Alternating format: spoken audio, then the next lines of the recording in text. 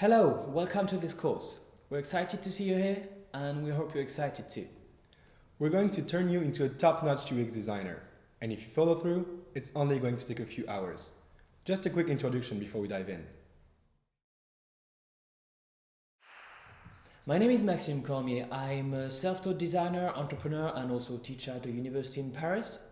I created the first version of this course that was a huge success as the course that I would have dreamed to have when I started learning how to design by myself.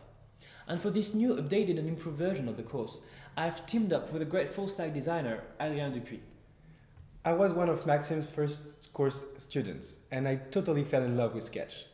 Since then, I use the software every single day. I work essentially as a freelance designer for mobile apps, websites, but also print and interior design.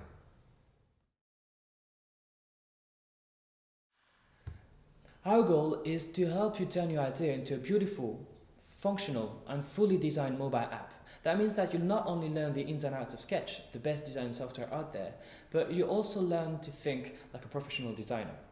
This course is project-based. That means that we'll be building a real app, an Instagram replica, from the ground up, teaching you along the way a workflow that you'll be able to use for all your future projects.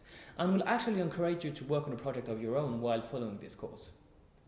We'll start from the idea. Then we'll go through extremely useful UX research techniques in order to write user stories. From there, we'll be able to design our first prototype of the app. We'll then design a second version of the app, beautiful and functional. We'll even show you how to create the app icon and how to showcase your app on the App Store and on the web.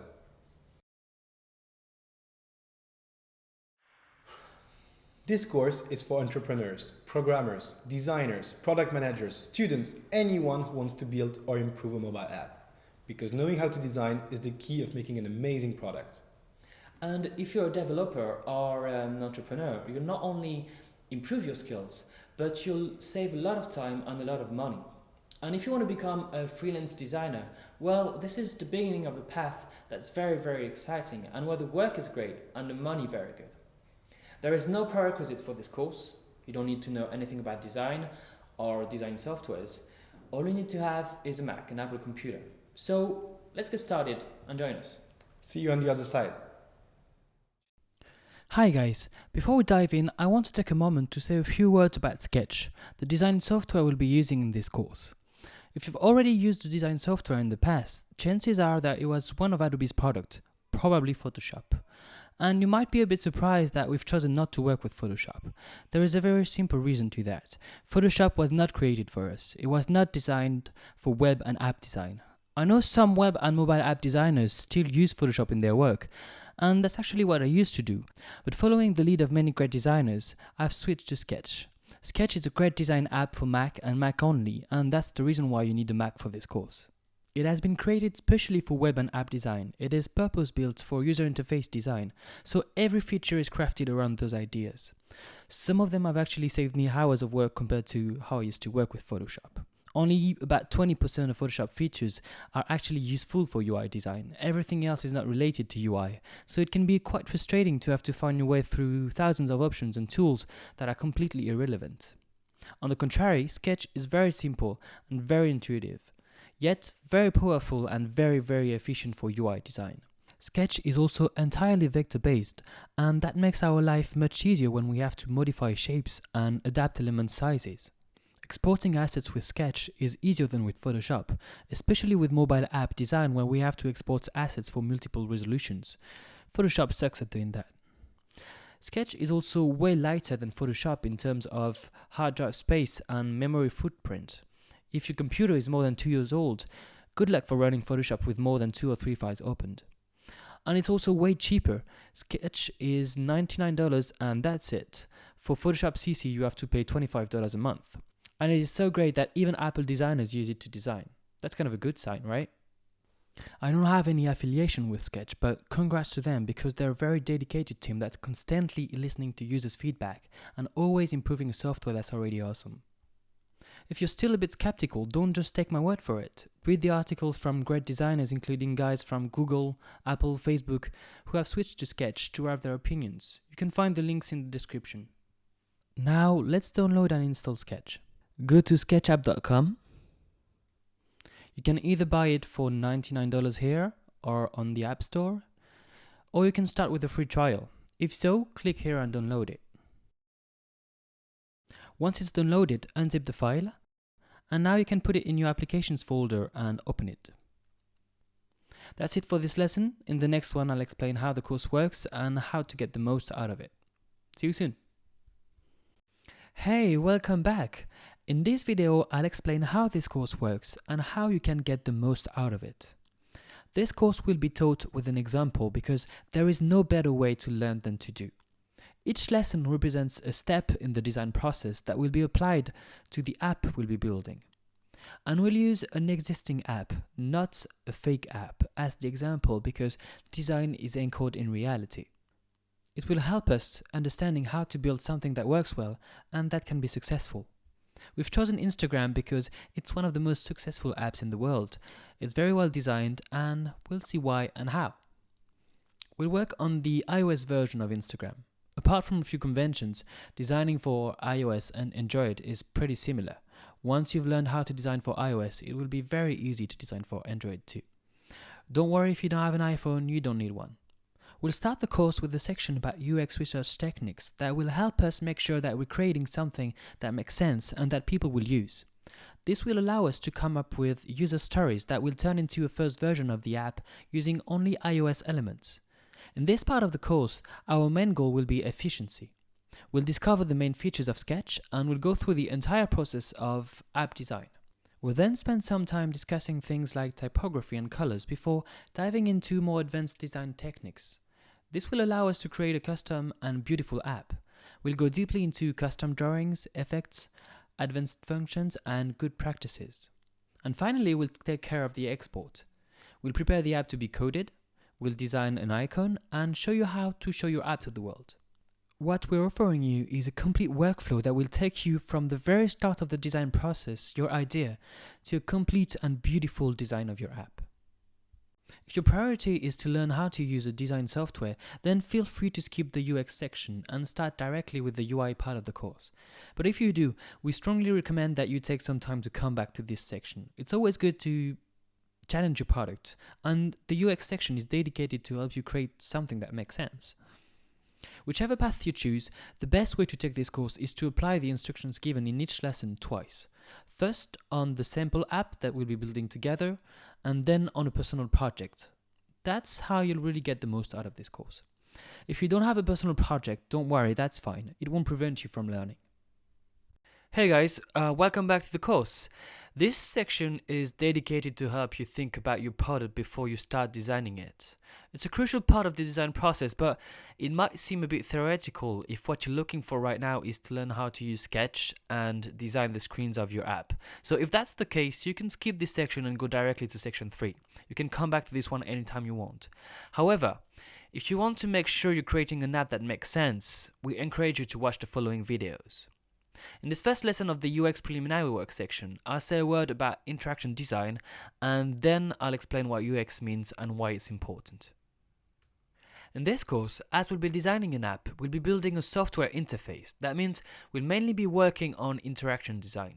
Interaction design is about shaping digital things for people's use.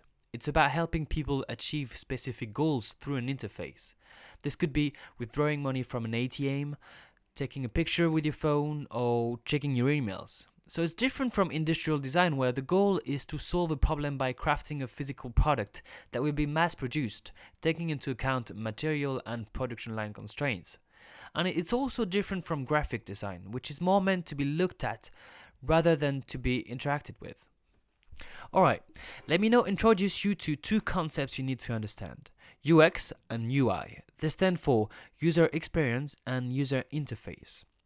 You've probably heard these terms before, but it's not always clear what they correspond to, and I want to make sure that the distinction is clear in your mind.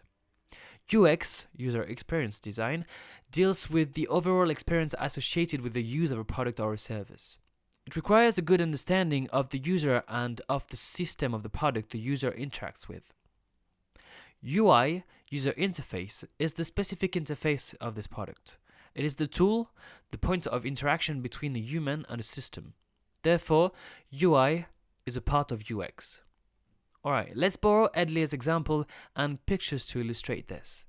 Here, the problem is what is the best way to serve the content, represented by the cereals, to the customer. The whole user experience will include serving them into a bowl full of milk and allowing the user to eat the cereal from the bowl, and that is thanks to the interface, which is the spoon. Let's see what that means if we take the app we'll be designing. We have the UI, which is made of several UI elements like the tab bar, the clickable text, the image, and so on. So UI is what is displayed on the screen to accomplish an action. Whereas UX answers a different question, which is why. Like, why is this page the home page? Why is the picture that big? Why do we have 5 tabs that include a blue tab? All these decisions, these choices, will be motivated by the research and the thinking you'll do before you start designing the interface. And when I say research, I do not mean you alone in front of your computer or at the library. UX is about creating the best way to fulfill the need of the users. So the only way to figure that out is to talk to people, to talk to the potential users, to observe them. A good UX relies on a good understanding of the user's needs and personality, a clear view of the architecture and the way the product works. Without a minimum of this, we can't hope to craft a functional UI.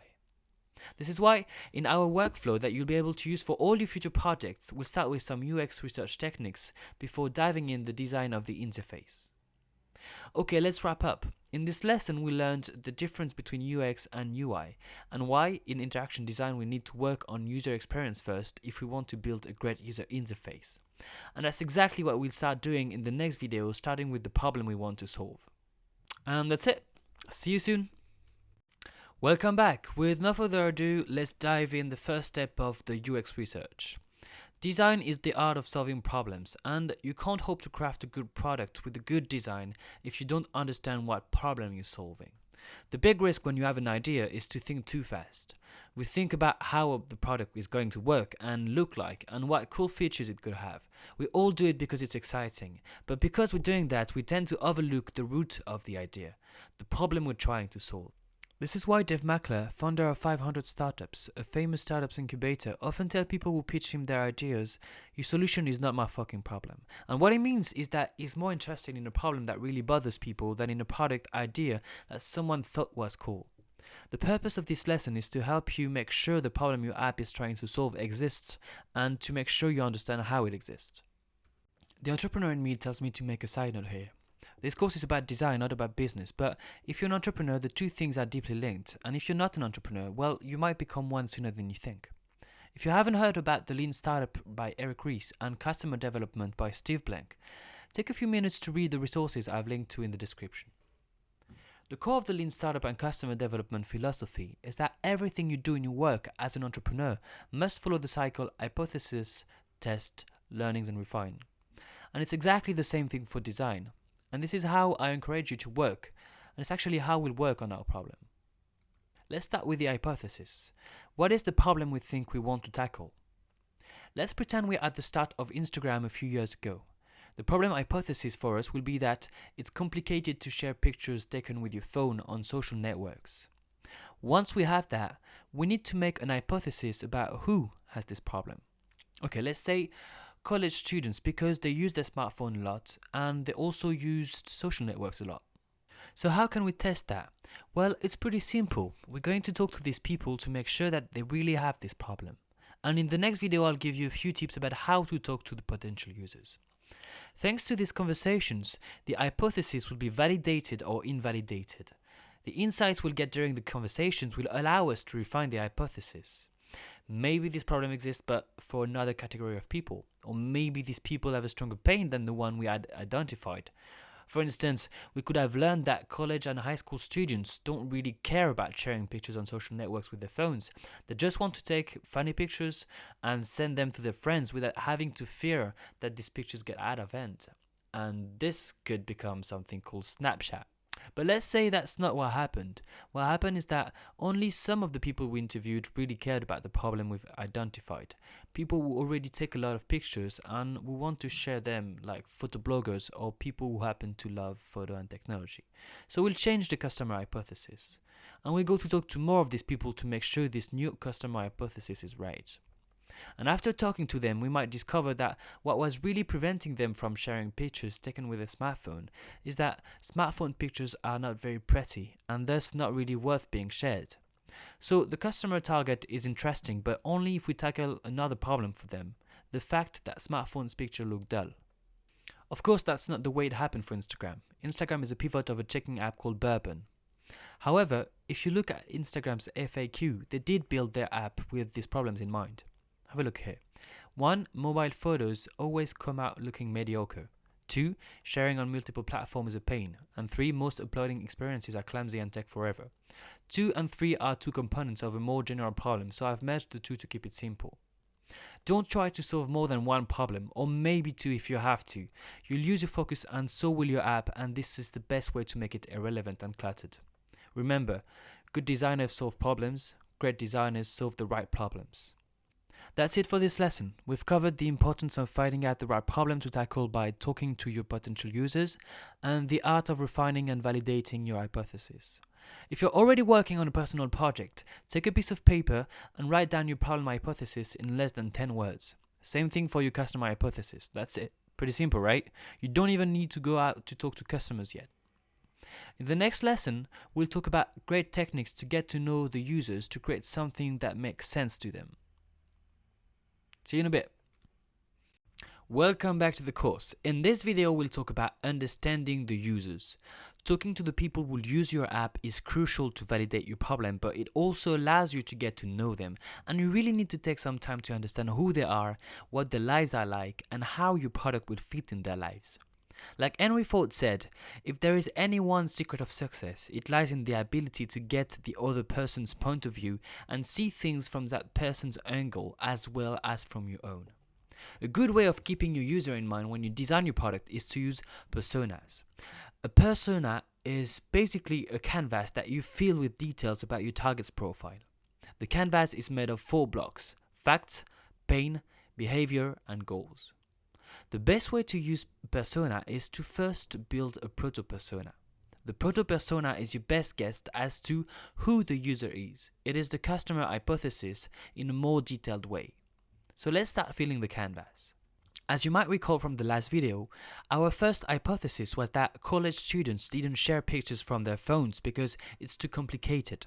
So we'll fill facts and pains. Facts are factual relevant information about the user. Defining this also allows us to know exactly who we want to interview. Pain is the problem hypothesis, so for now we don't need to give too many details. Next up is the behavior that the user currently exhibits because he doesn't have our solution. So he keeps most of his pictures on his phone and shares very few of them, and he sometimes sends pictures with his phone by text to his friends when he wants to make sure they see them. And finally, what goal is the potential user trying to accomplish through the behavior that our product will do better? The question we're trying to answer here is not what are they trying to accomplish, but why. It's the first step in the understanding of the user psychology. And understanding the user psychology is a huge asset in design and business. And did you know that Mark Zuckerberg's major in college was psychology? So why are college students sending pictures to their friends by text? I think a fair guess would be that they're trying to get feedback and approbation. You could put a lot of things about the user in the persona, so stay focused on information relevant to the problem and the potential product you're working on. For example, there might be cases where the age or the line of work of the users don't imply much, while the fact that they have a specific device like a smartphone does. Okay, so once your persona is ready, and this shouldn't take more than an hour, you can proceed to the interview in order to validate the problem and the persona. So here are a few tips for your interviews. Talk to your targets, find people who correspond to your persona and get out of the building and go talk to them in person on one-on-one. Define your goals and keep them in mind. Here your goal is not to pitch a solution. You're not trying to convince anyone. You want to make sure the problem you've identified is real. And you want to get to know your potential users better. Get ready to hear things you don't want to hear. Actually, help people tell you things you don't want to hear. Ask open-ended questions. This is really important. When asking about the problem, don't ask people, do you have this problem? But rather, can you tell me about the last time you did X? X being the action that would lead to the problem. And once the person answers, you can add, okay, and did you face any problems while doing that? Rephrase what people tell you. This is a great technique. It will allow you to make sure that you've understood what the person told you and give them the opportunity to add details. Look for insights and make sure to write them down. They'll be useful to refine your persona and useful when you start thinking about a solution once you've validated your problem. Validate with currency. The best form of currency is, of course, money. If you can find people willing to give you money because they want you to solve the problem even though your solution doesn't exist, this means the problem is worth being tackled. But currency can also be email addresses or phone numbers from people who really want to hear from you once your solution is ready. Refine your hypotheses and go test the new ones. This getting out of the building might take some time, and you might have to refine your hypothesis several times, but this is great. This will bring you a lot of insights. Once you've validated your problem and customer hypothesis, you can go back to your persona and fill it with everything you've learned. So let's see what ours could be like. The persona is going to become your best friend, and it's always easier when friends have names, right? So we'll call ours Kevin. You can add a photo or draw a picture if you like. He's not necessarily a college student. He's actually more likely to be 25 and to work in a startup. He does own a smartphone and shares pictures on Facebook from his computer, but most of the time they were taken with his real camera. Pain. Here we can add details about the problem. These details are clues about how we should solve the problem. Phone pictures don't look good, but he doesn't always have his camera with him. And sharing pictures is complicated and there's too much going on Facebook. Next up is behavior. Kevin uses Photoshop but not for pictures taken with his phone. And the next two we write. And we've also learned that the typical user puts pictures on photo networks like Flickr, but it doesn't really get his friends' attention there. And finally, the goal for Kevin is indeed to get feedback and approbation, and he wants to look cool or show his artistic talents. With time, you'll probably have more than one type of people using your product, but for now, stick to one or two if you're working on a two-sided market. Okay, we're done with this lesson. We'll use your homework as a wrap-up. Start by filling your persona. You can find the canvas in the folder of this lesson. And get out and talk to potential users as soon as you can. And remember to ask open-ended questions and to rephrase what they tell you. Also, keep in mind that you have two goals: to test your problem and to understand the potential users. Take notes and refine your hypothesis until you've validated them, if possible with currency. That's it. Have fun. And in the next lesson, we'll start working on a solution to the problem and we'll turn your brain into an idea factory. See you in a bit. Welcome back. In this lesson, we'll brainstorm to find as many ideas of solution as possible before we pick our key feature, the one we will be working on.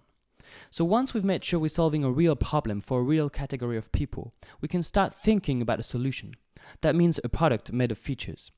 Most of the time, the solution ideas will come from the insights you get during the interviews you've made, so don't forget to write them down as you do the interviews.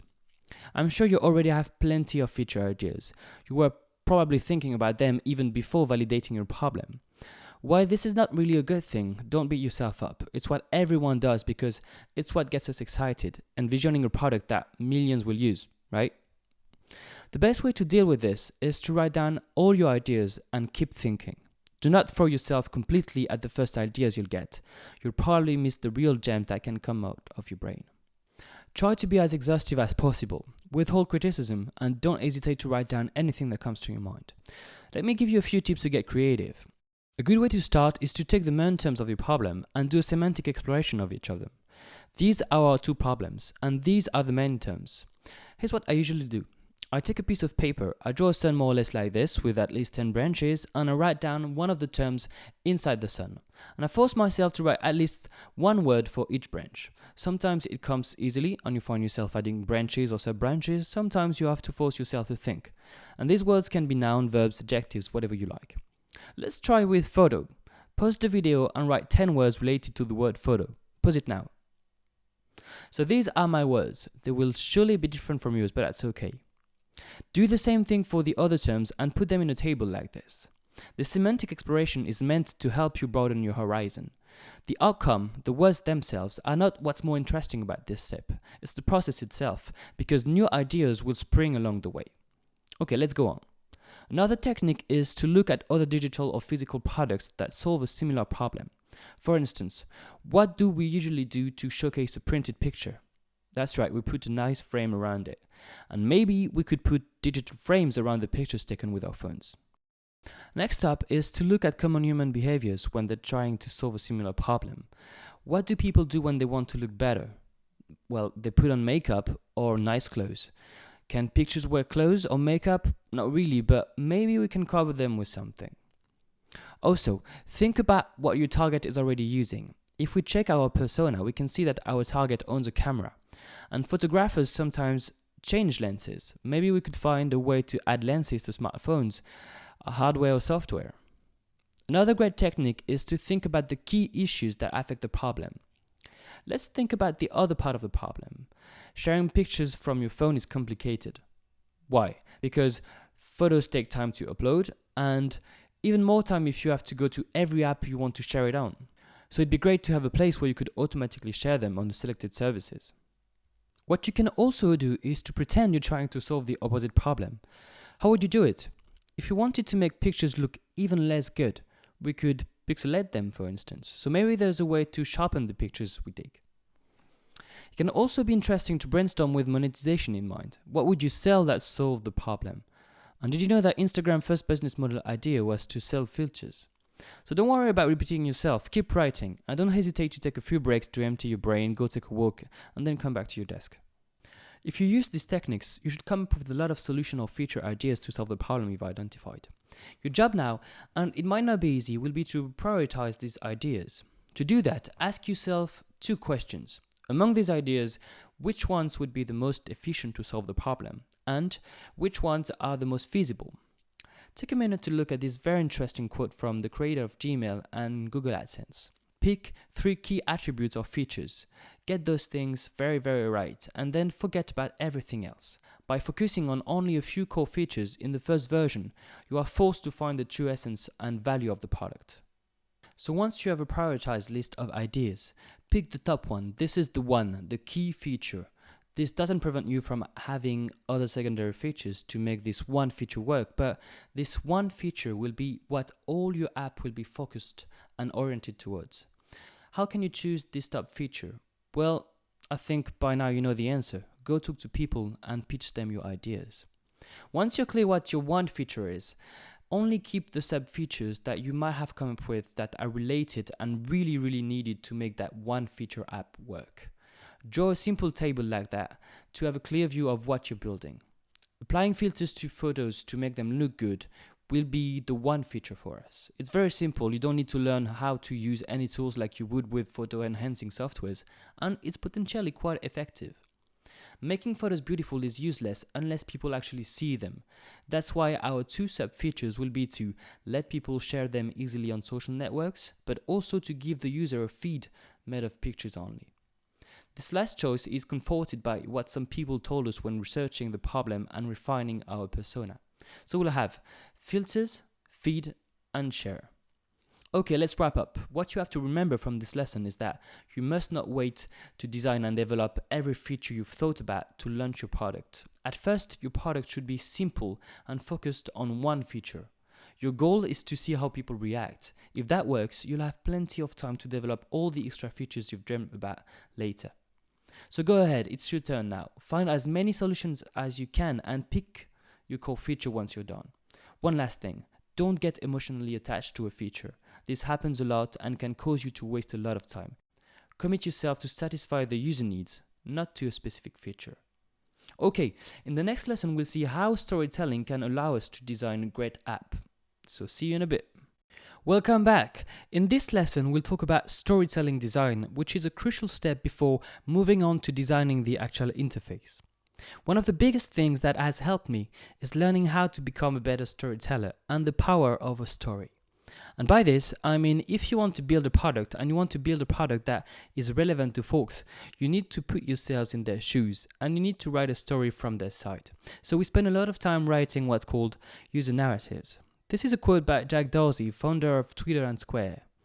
Now that we know what we want the users to be able to do with the app and that we understand who they are, it's time to start figuring out how they will interact with the product. In order to do that, we create user narratives for the product that will illustrate every step in the user's journey through it. I refer to them as narratives or stories. The persona we've defined earlier will be the voice of the story. That means we won't be saying the app should do X, but I, as Kevin, do X. So remember to write your narratives using the active voice. There's two types of user narratives. One that's more generic, that says, ask Kevin I can take a picture and apply a filter to make it beautiful. The other type of narratives is more detailed and explicit. It describes each step of the flow.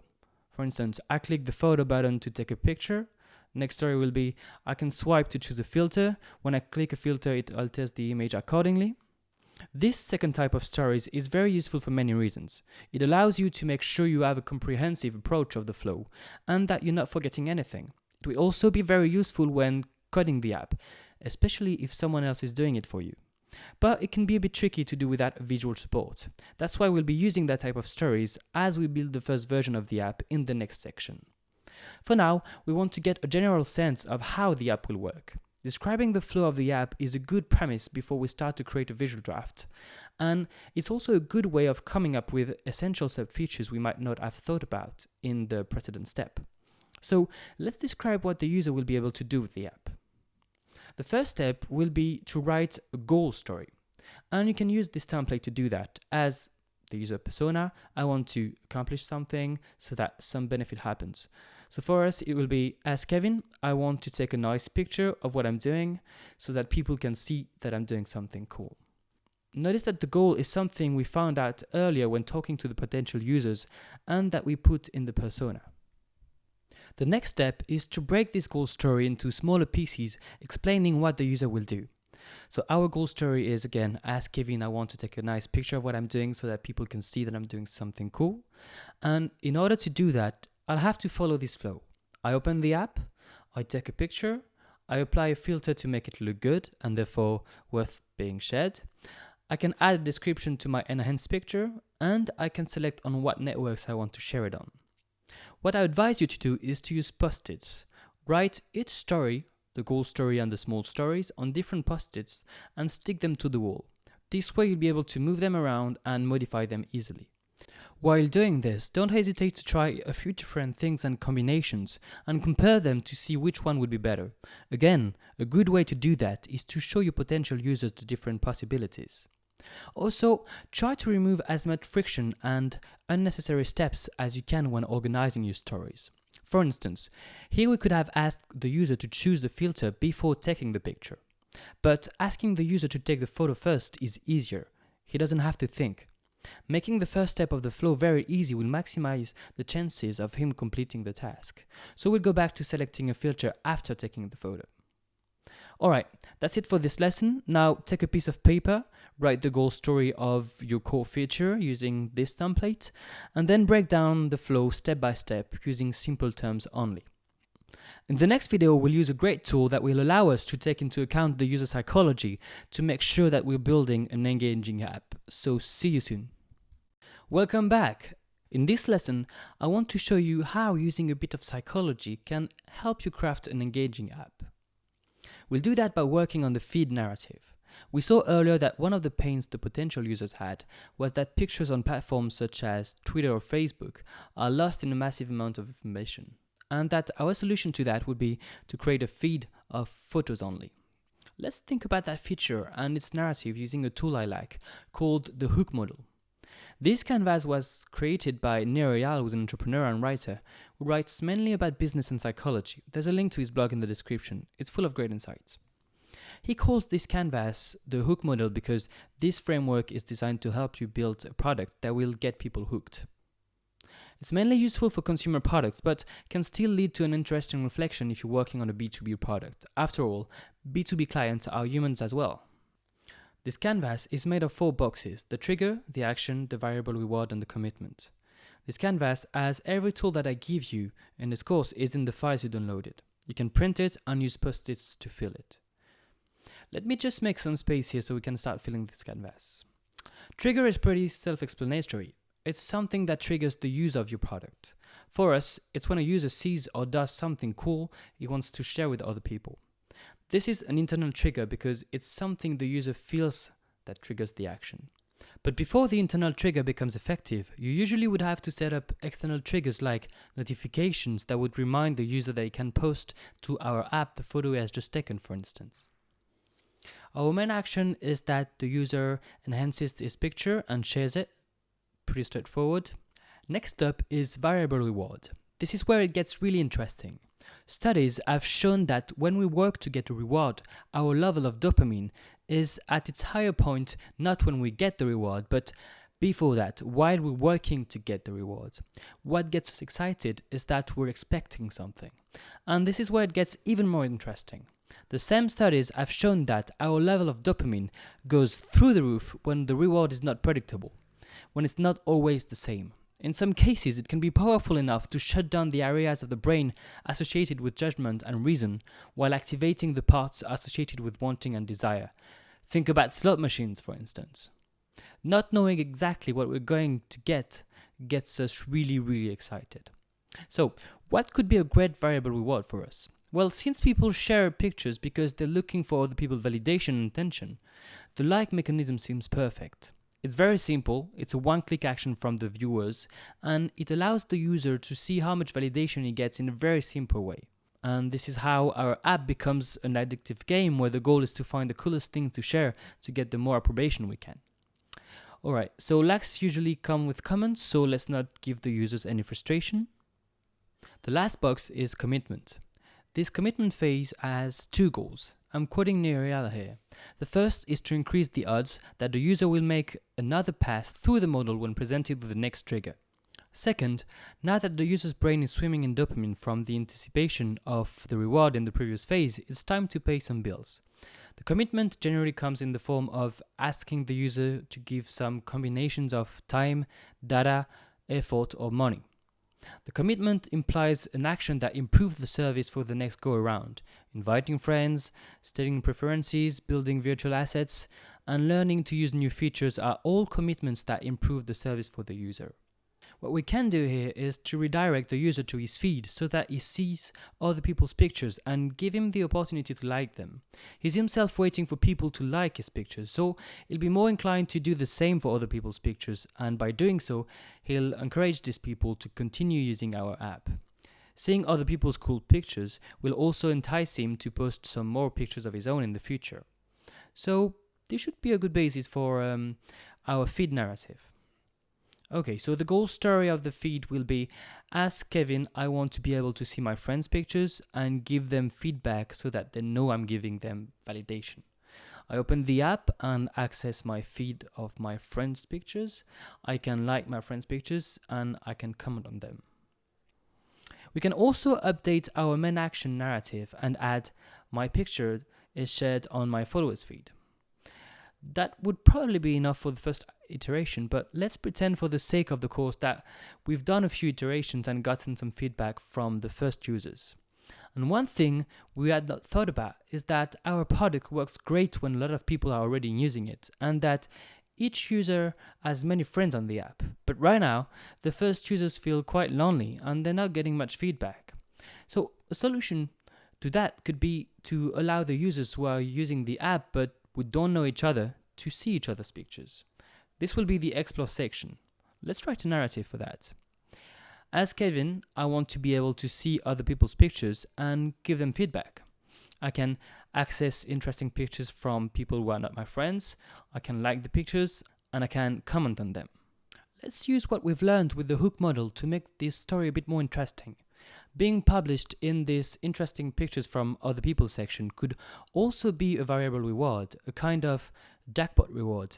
If we say that you have to get a high number of likes to get this reward, this will entice people to take very cool pictures, to invite their friends to use the app so that they can like their pictures, and to interact a lot with people on the app. So let's update the main action. My picture is published to the explore section if I get a high number of likes. In the case of Instagram, there's two more main stories. Here they are, but there's no need for us to spend too much time on these right now. It's impossible at this stage to be sure that you have all the stories because things will evolve as you design, but also because you have to actually flow through it in a user interface to see what's missing. Assume that you'll be uncovering a good chunk of new stories while designing the user interface. Also, keep in mind that even if we've organized narratives in silos, users will actually jump around back and forth between these different silos. What's great about this process is that it's not only a way for you to understand what you'll be designing, it's also a way to prioritize and organize work when you or someone in your team will actually be coding the app. And Agile and Scrum methodologies use user stories as the center of the organization of the development of the product. So that's cool. A final quick word on making user or potential users write these narratives. Reasons why it's interesting: once you've pitched them your solution, they might have a very different mental representation of it, and they might think about things or flows that you haven't thought about. They will also phrase the stories in their own domain-specific language and make comparisons specific to their domain.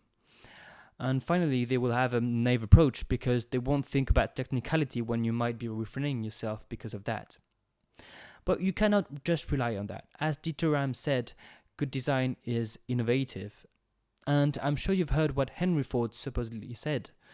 If I had asked people what they wanted, they would have said faster horses. That's it for this lesson. It's your turn to write your stories, using the hook model if you can. Of course, your app won't necessarily have the same columns and features. Not every app has a feed or a profile, for instance. Try to keep as few columns as possible. I wanted to give you a general overview of Instagram's flow, but at first Instagram didn't have all of this. Remember to focus on only what's really necessary to make your core feature work. In the next lesson, we'll start designing our interface with Sketch, so hope to see you very soon. So welcome to this part of the course where we're going to start designing the actual interface. So let's open Sketch and create a new document. Don't panic if I don't get into details. Rather than showing you how everything works right now, I'll show you the tools you need and how to use them as we design the app. This is just a general overview. Sketch is divided into 4 parts. In the center, you have an unlimited drawing canvas. On the top, you have a toolbar with the principal function you need to draw and create shapes. So for instance, we can draw a rectangle. Click on Insert, Shape, then Rectangle.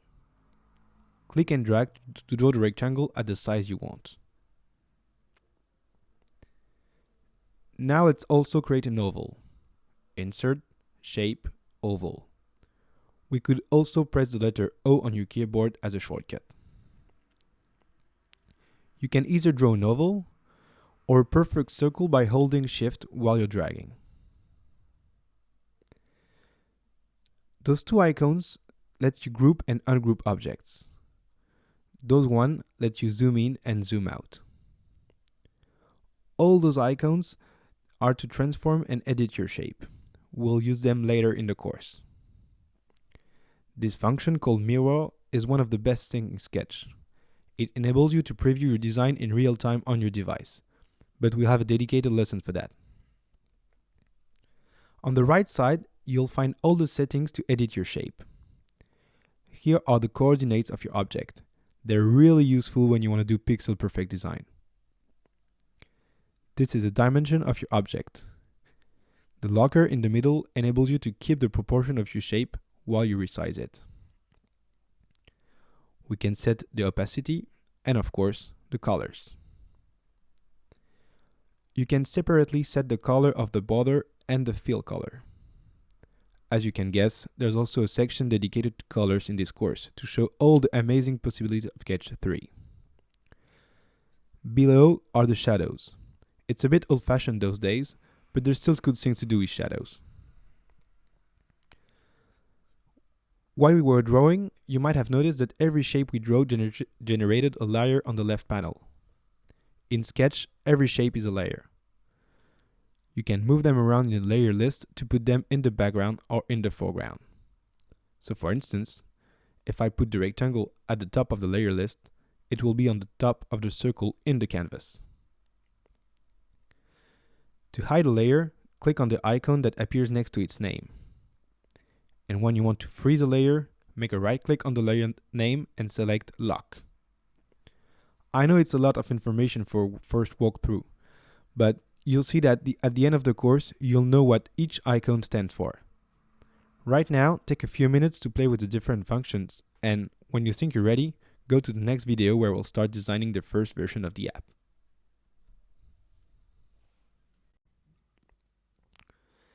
In this video, we're going to talk about iOS guidelines. Every new OS brings a series of different elements that Apple really encourage you to integrate in your design. You can find all the official guidelines at this address. Elements is that iPhone users are already get used to interact with them, as they already find them in every Apple's app. As they're Apple standard, you and your developer will directly find them into Xcode, the software used to develop iOS apps, without having to export elements. It's also great because you'll find many sketch files made by great designer with all those elements. To get a preview, open the file named iOS 8 UI Kit in this lesson folder. This file is made by a great Canadian design company named Tihan Lax that has been acquired by Facebook since then. It provides you perfectly designed elements that can be used in your design. Those files are also a great way to learn how things are built, so take a few seconds to play with those elements. In order to refer to the same words, you'll have to get used to this lexical. On the top of every screen, you have the status bar. The status bar displays real-time information regarding your connectivity, the time, or the level of your battery. The text can be either black or white, but not in the color you want. The background can be set as transparent, so it will have the color of your navigation bar.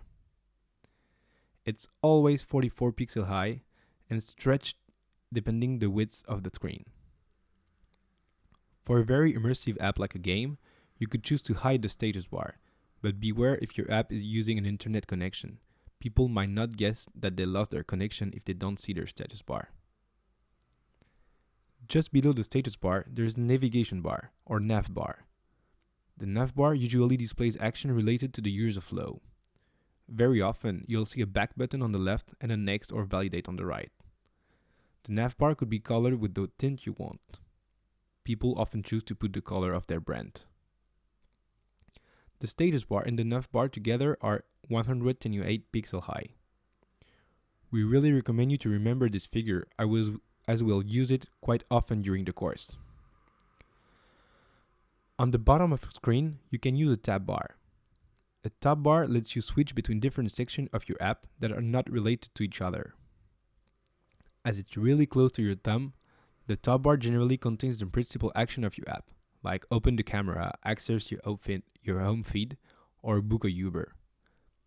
A tab bar can contain up to 5 tabs and it's 99 pixels high. It's totally customizable if needed. It's a common pattern that's really efficient, but as almost everything else, it's not mandatory. In iOS kits, you'll find many other elements. Icons stand for action you probably have in your app, like New, Share, Info. Apple New standard is to have every icon outlined, but of course, and we'll see that later, you can customize that. This is a switch button. It's used like a real switch for on and off. For example, it's the perfect tool to switch notifications in a setting list. Lists are a way to organize content. Here you have 2 examples of a list. This element is called a segmented control. It can include 2 or 3 sections. As a setting, you'll use it when you need your user to make a choice between 2 options that can be selected together. For instance, if you ask a mom if her kid is a boy or a girl. As a filter, you'll use it on the top of the screen to create in the same screen 2 or 3 lists of different items. For instance, it's used on the top of the list of notifications. This interface is called an action sheet. It's a way to propose different solutions to one action. For instance, in the Mail app, if you want to reply an email, you'll have to choose between reply, reply all, or forward. The search bar can be on the top of a list or directly in the navigation bar. Depending on your use case, you'll have to choose the best option. iOS keyboards are standards and always have the same height. In iOS, you can set a specific color to be the active color, the color that will be displayed when a button is actionable. By default, it's a specific electric blue, but you could see it pink in the Music app or yellow in the Notes app, for instance. You can pick your brand color if you want. To go deeper in iOS guidelines, we really recommend you to follow a designer named Meng To on Medium. Here's the link. If you're building your own app, start by picking the different elements you need to design it. You might have to be a bit creative sometime, but you really can find a way to do almost everything you need with these standard elements.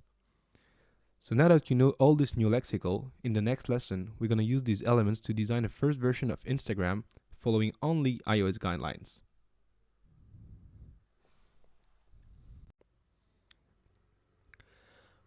In order to keep things simple and efficient, in this lesson we're going to design a version of Instagram using only standard elements.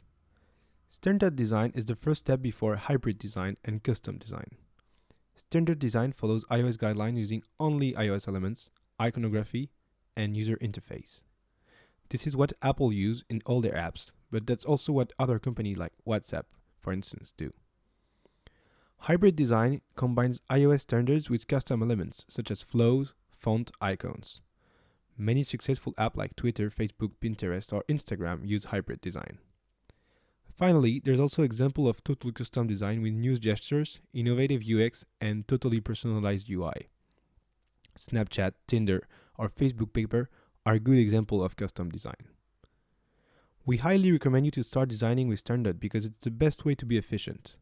If it's easy to design, it will be easy to develop, and you'll quickly be able to test your product with real users. If people start loving what you're building with standards, you'll have all the time you need to improve your design with their feedback. So for now, we're just going to play Lego, and all you need to know is how to copy and paste. Open the file named Instagram iOS Standard Kit in this lesson folder. Here are all the elements we're going to use to build our app. Now, create a new document with Command N, or File New. Name it Instagram iOS Standards. We'll start by designing the first screen. For that, we'll create an artboard with the exact dimension of an iPhone 6 screen. Click Insert, Artboard. On the right, you may notice that Sketch automatically suggests artboard sizes. You could select screen of iPhone 6, iPad, desktop computer, and all kind of icons. For this lesson, we're going to select iPhone 6 Portrait. Name the artboard Home Screen by clicking on its name in the layers list. You can also use the shortcut Command R to rename a layer. Now let's play Lego and put elements at their exact location. We'll start with the navigation bar. Go to the other file and copy the entire navigation bar group. Switch file and paste it. Place it on the top of your artboard. See how Sketch helps you put in place nicely. The red line in the center tells us the block is well centered, and the ones on the sides indicate that both sides of the block touch the edges of the artboard. If the element you're trying to select is in a group, you might have to click several times to reach it. Click on the back button in the navbar until you only select the back button. You can also hold Command while you hover over the group in the canvas to select the element you want directly. There's also a way to do it, is to select the element within the group directly in the layer list. Delete the back label and the arrow as we won't need it for the screen. Rename the title of the navbar Instagram. And let's name the right label Direct.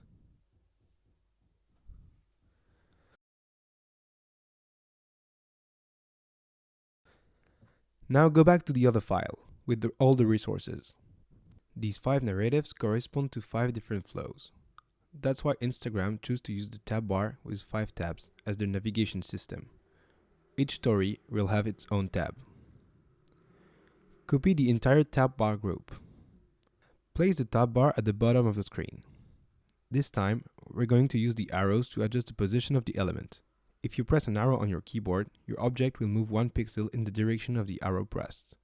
If you hold Shift while doing that, it will move 10 pixels by 10 pixels.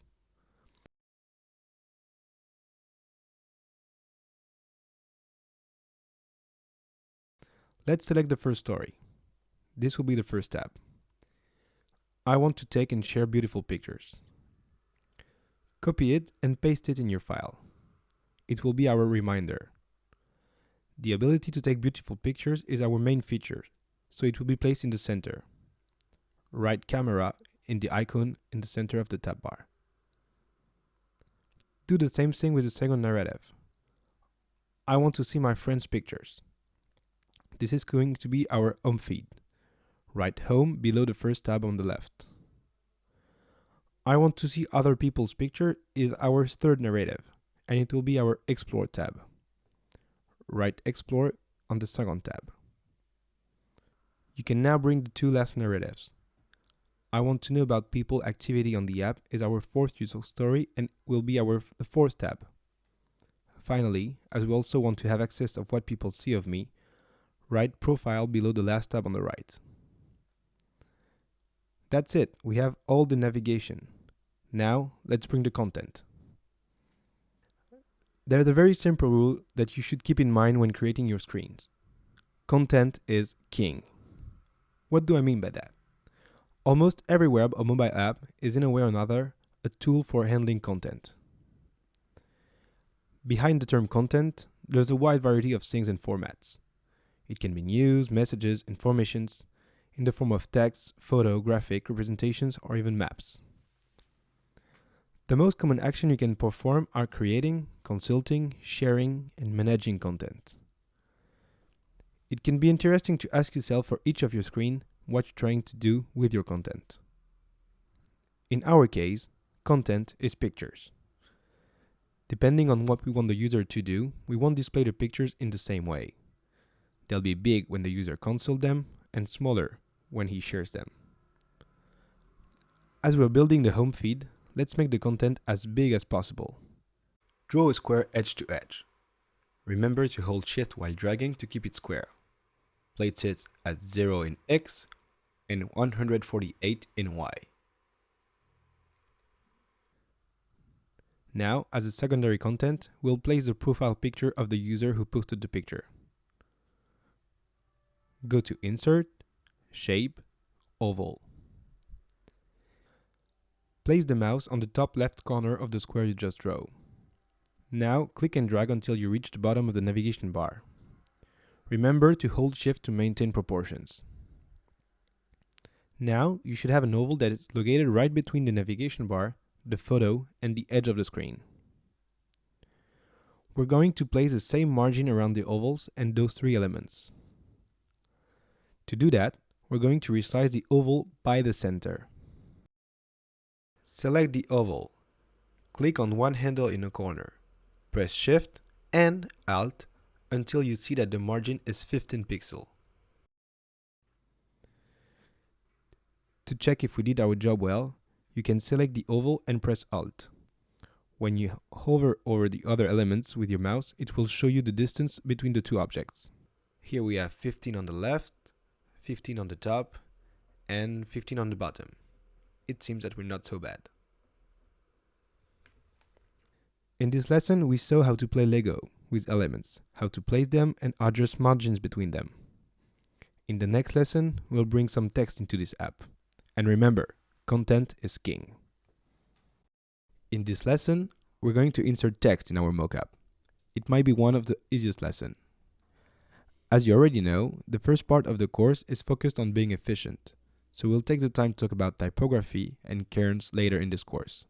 But remember a few things. Don't use more than 2 or 3 fonts in your design. When you don't know what font to choose, pick Helvetica. And 11 pixels is the minimum height you can use on mobile devices. Now let's go back to our design as we left it. We already placed the placeholder for images, so we'll now place the text blocks. Go to Insert and Text. Next time, we'll just press the shortcut T. Draw a text block below the navbar. It doesn't have to be extremely precise yet. In this text block, we'll display the name of the user who posted the picture. Let's say for this exercise that our user is named Michael Jordan. On the right side, you can set the font of your text. Helvetica is always clear and easy to read. It's not very original, but it will work perfectly for us. Set the size in Helvetica 16. But in this case, we also want the name of our user to be clickable in order to discover his profile. It's a common rule in mobile design to use medium or bold fonts when you want the text to be clickable. So we'll choose medium. In the past, you'd have underlined it, but it looks a bit old-fashioned nowadays. Let's do the same thing below the image. Press T to add a text block. Draw one below the image. In the first one, we'll put the number of likes. So let's say that we received 1,234 likes. And let's draw another text block for the comments. Let's say dunk #NBA. The comment contains words that are not clickable, so we'll leave the font as regular. Okay, now let's find out what font used Instagram for its logo. We could ask Google what font used Instagram for its logo and have our answer. But you won't always have the answer, so let's see how to process. The font used in the new logo is custom made, so we'll use the previous logo. Go on Google to find the Instagram logo in an image. Save it on your desktop. If needed, crop the image to keep only the text. Now go to What font and upload your picture. What font will ask you to type the letter it didn't recognize. Press Next. And here we go. Instagram uses a font named Billabong. Now search for Billabong font on Google. Hallelujah, it's free! You could download it, but it's already in the folder for this lesson. Go to the folder and double-click on the Billabong file. Your Mac will open an app named Font Book. Click on Install the font, and here you go. If you use custom fonts, you'll have to give them to developer, and we highly recommend you to use free and web fonts. In the folder, we also dropped a few cool free fonts you could use. Now that we added the Billabong font, we can change the title of the navbar with the logo of Instagram. Double-click in the navbar group until you can edit the title. Then, change the font from Helvetica to Billabong. Set the size to 35. Of course, it's not the exact logo of Instagram, but it will definitely work for our prototype. That's it, our mockup is still a bit rough, but it starts to look like a real app. We'll bring a bit of color in the next lesson. In this part of the course, we'll talk about colors in a very practical way. We'll give more details about color theory, how to pick colors, harmony, and much more in the second part of the course. At this level, we'll just use one color. Select the background of your navigation bar. On the right side, you can see that it's filled with white. Click on the color preview.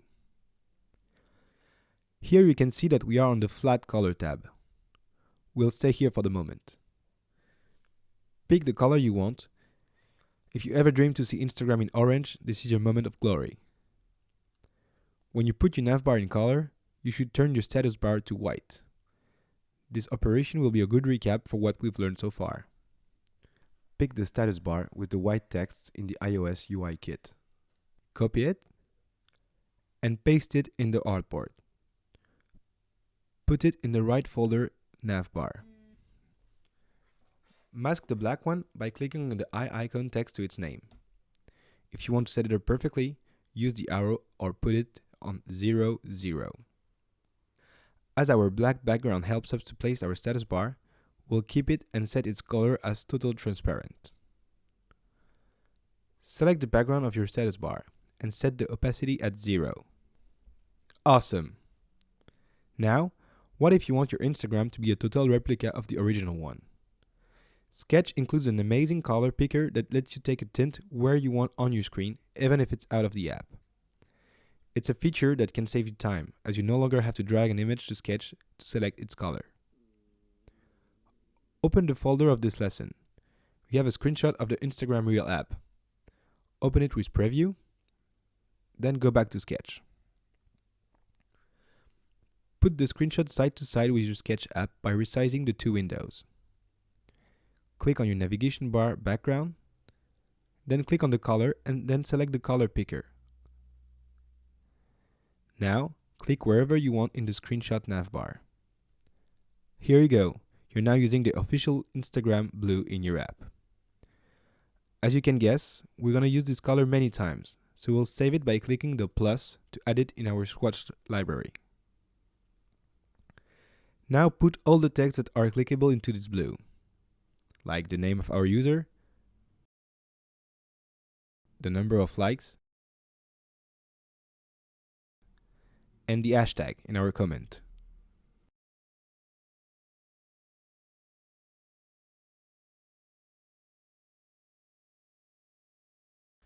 Let's also take a few seconds to polish what we've done so far. Let's set those font size at 16. Turn the title in white and the direct label too.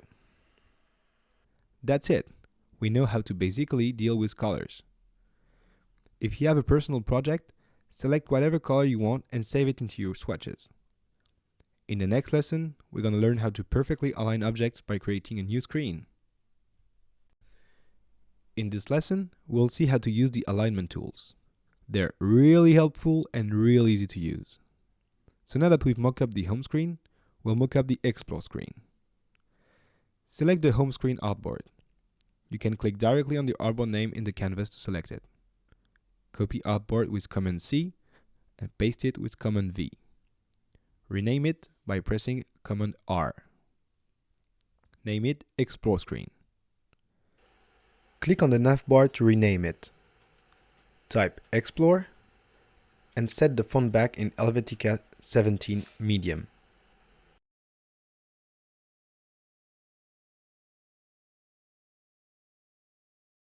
This screen enables us to browse many photos at once, so instead of having one picture in the middle, we'll display a grid of thumbnails.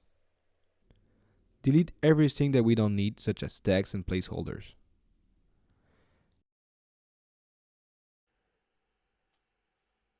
Now we're going to make a grid of thumbnails. Draw a square and resize it to 125 pixels by 125 pixels. Remember that if you want to keep proportions, you have to press Shift. As you see, Sketch default style for shapes is a light gray in the background and a dark gray for the border. We'll draw many squares without borders in this lesson, so let's see how we can edit the default style. Select the square you just drew. Uncheck the box border. Now click on Edit and set style as default. Now all the shape we'll draw won't have borders. We're going to copy this square and paste it. You can either copy paste with Command C and Command V or drag the element pressing Alt. Copy 3 squares wherever you want in the artboard. Place the left edge of one square on the left border of the artboard and the right edge of another square on the right border of the artboard. Now we're going to use the alignments tool and let the magic happen. Select the 3 squares and align them on top, pressing this button. You see, all the elements are now aligned. Now keep the 3 squares selected and click on the first button in the alignment tools in order to distribute the elements horizontally. This button enables you to put the exact same space between different elements. Now we can duplicate the first line below and create our grid. Great! Now that we know how to use the alignment tool, we'll see a different way to do the same thing. And we'll start by deleting everything we just did. Just keep the first square on the left corner. We're going to use the grid tool. Click on Arrange and Make Grid.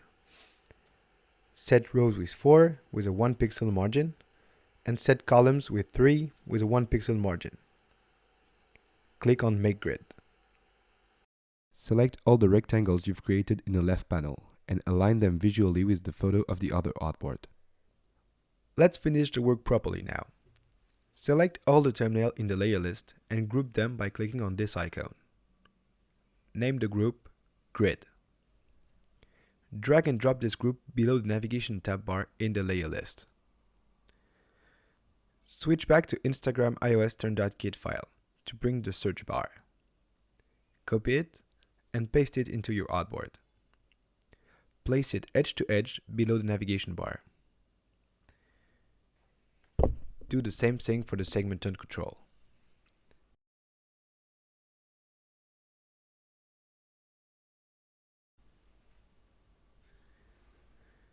Replace the left label by photos. This will display random photos I can browse. And replace the right label by people. This will display recommended people that I can follow. That's it. Well, now you know how to align objects and duplicate objects following specific rules. These tools are so useful that we're going to use them a lot in the course, so don't be scared if you have trouble using them. You'll get used to them quickly. Now that our mockup looks almost like an app, let's bring some images in it to see how it will look like. We're going to see this in the next video. Hello again. In this part of the course, we're going to show you two useful ways to insert images in Sketch. And I'm going to show you both and tell you why you should choose one or the other. The first is using a mask. We're going to do this for the home screen. Open the photo named Picture Home in this Lessons folder. Just drag the image directly into your file. Resize it and place it on top of the placeholder in your home screen. Now select both the placeholder and the picture and click on the mask button. Let's do this again with the profile picture of our user. Drag and drop the Michael Jordan profile picture in your sketch file. Place it above the profile picture placeholder and mask. Here you go. What's great with this method is the ability to select the part of the image you want to show. The downside is that you have two layers for one image, and it's a bit complicated. So let's see another way to add an image. Go to the Explore screen. Select the first square. Click on the Color tab and go to the fourth tab named Pattern. Click on Choose Image and select Pick One. Tile is when you have a pattern, but in this case we want the image to fill the square, so select Fill. Do it again for all the squares with Pick 2, Pick 3, Pick 4 and so on. And if you want to use your own images, go ahead. As you can see, this method is really fast and easy. It also works great with cool plugins, we'll talk about this later. The downside is that it's less precise. That's it. We saw two ways to insert images in your design. We'll use the mask option if we want to be really precise in placing our image, and the fill option if we just want our shape to have an image in the background. In the next video, we'll insert actions in our app by designing buttons. Hi again. In this lesson, we'll design buttons to allow the user to interact with the content. Let's go back to our stories for a second. We're currently working on the user feed. As Kevin, I want to see my friends' pictures and give them feedback so they know I'm giving them validation. So far, we've allowed the user to see his friends' pictures. Now, we want to allow him to comment and like the pictures. iOS standard doesn't really include buttons. Apple prefers when you use text label or icons. As we don't need to have our customized icon yet, we'll use a text label and a rectangle to create a button to make the call to action stronger. Call to action, or CTA, is the ability of your design to encourage people to make an action. Here, to click on the button. Let's go back to our home screen and let's clean it up a little bit. Select the profile picture and username and group them. Name the folder User. Name the main picture Content. Select the number of likes and comment and group them. Let's name this folder Description.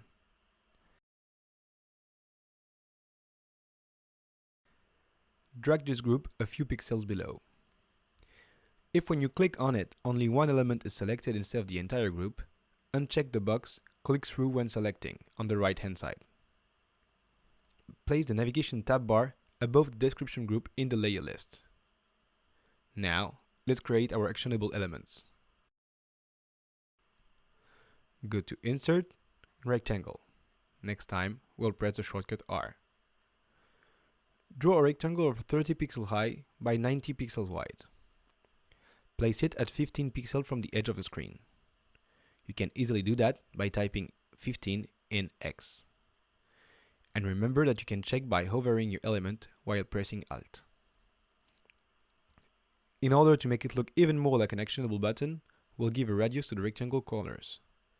Set the radius at 4. You may have noticed those days that it's trendy to make buttons look like pills. Spotify uses this a lot, for instance. To do that, just set the corner radius at the maximum and your rectangle will become a pill. If you need to go above 40, you can type the value you want. For now, let's keep it at 4.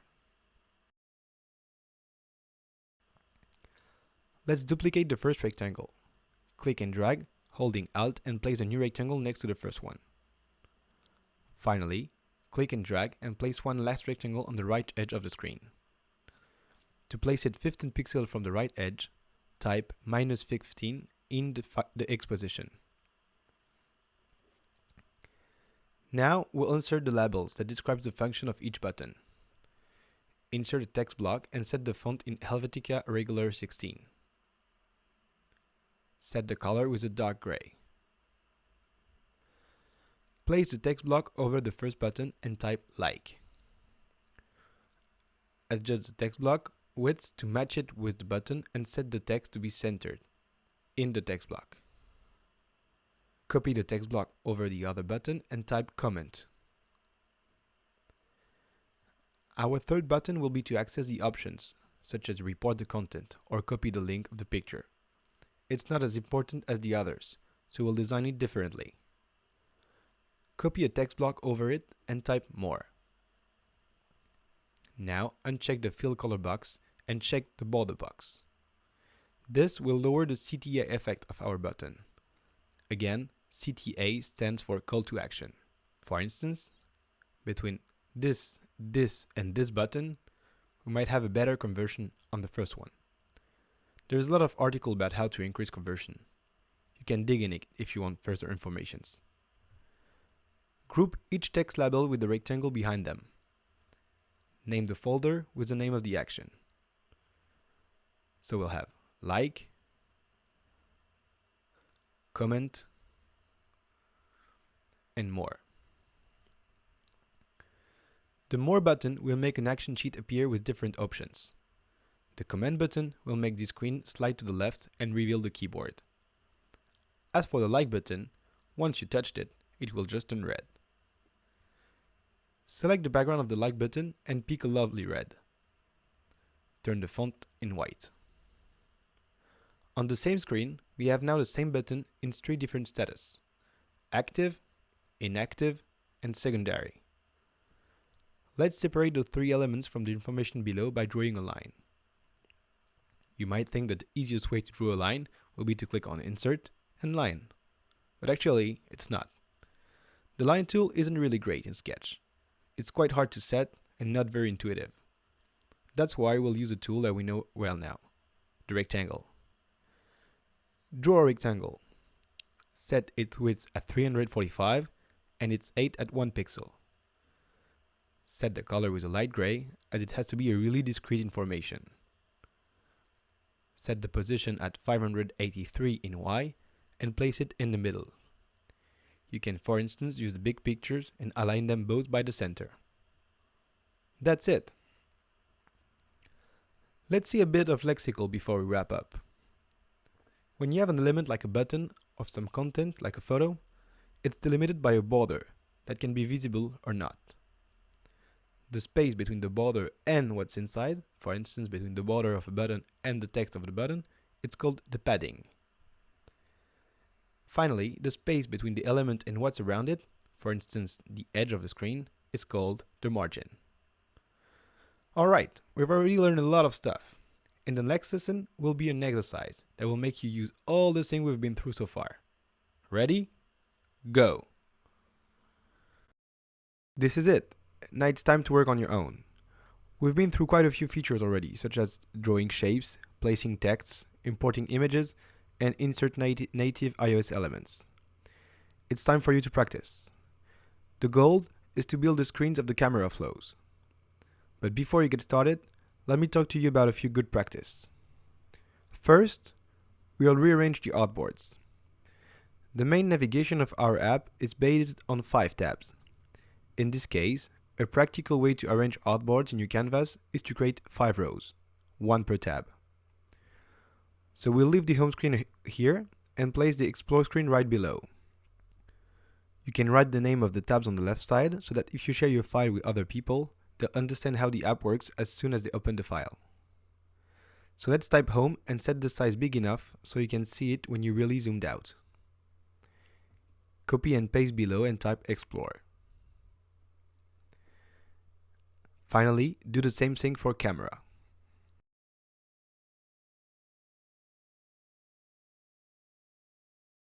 Remember the user story we defined in the UX section? Well, we'll use them now to define what we'll have to design in each of the camera screens. Open the Instagram iOS turn.kit. I want to take and share beautiful pictures. What's the story for the camera tab? Copy and paste it below the camera label.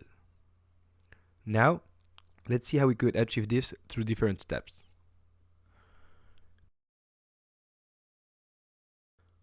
Create an artboard. Press A and insert iPhone 6. The first step to achieve this goal will be to take a picture. So rename the artboard camera and right below, I can take a picture. As those screens are connected together, you can place an arrow between the screens. To draw an arrow, click on Insert and Arrow. Write the action related to it. I validated the photo and clicked on Next.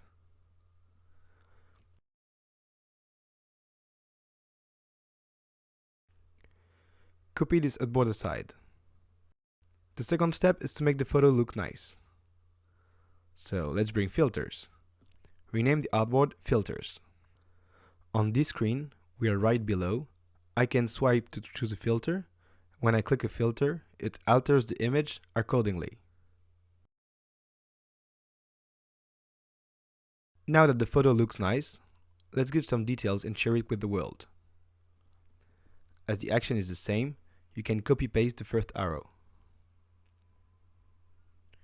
Create a third artboard and rename it Sharing.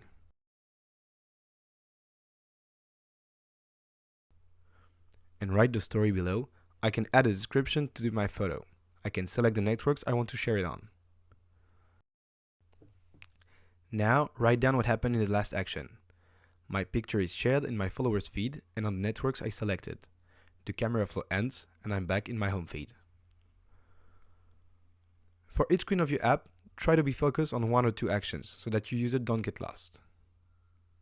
That's it. You now have to fill the blank artboards. You don't necessarily have to replicate Instagram. Our user story can have different inserts in terms of UI. In this lessons folder, you'll find all the elements you need and the completed file. Try to do your best on your own, and if you get stuck on how to do something, have a look at the next video. It will show you how to complete the entire exercise. Good luck! Welcome back. We're going to show you how we completed the exercise. We didn't exactly replicate Instagram, but just gave answer to the user story below each artboard. You could of course create your own design. The video has been a bit accelerated, so let's see this in music. DJ,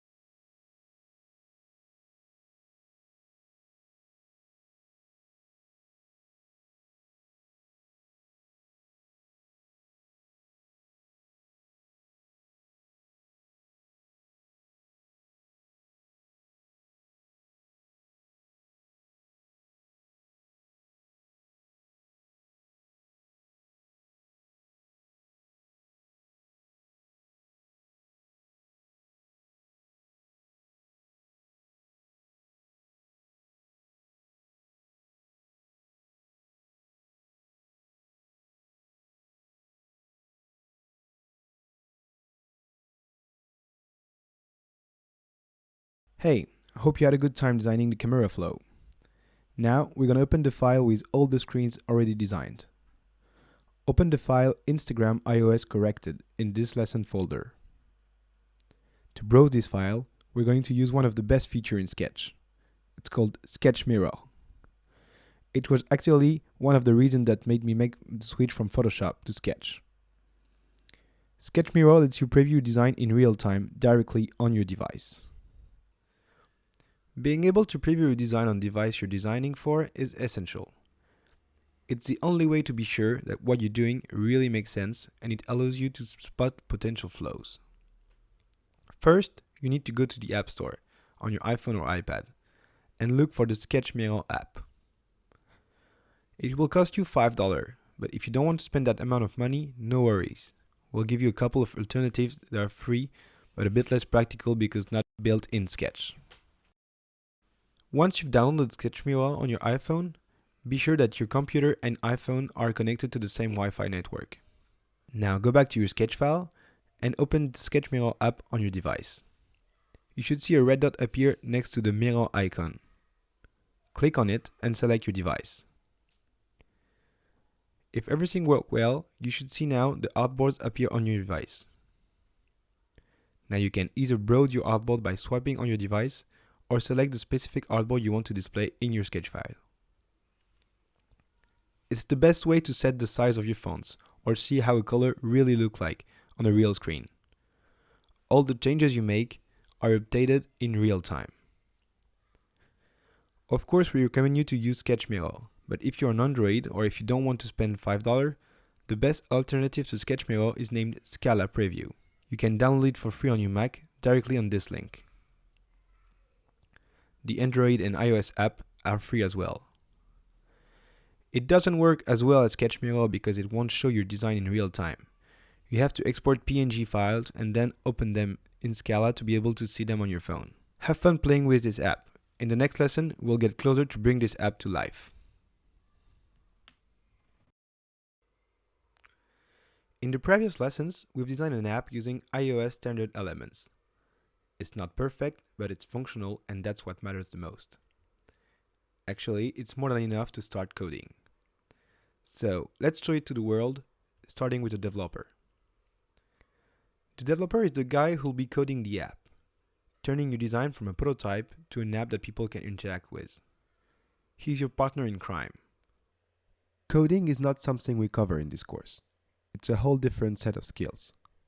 However, it's crucial that you allow the developer to understand your design, and that's what we work on in this lesson.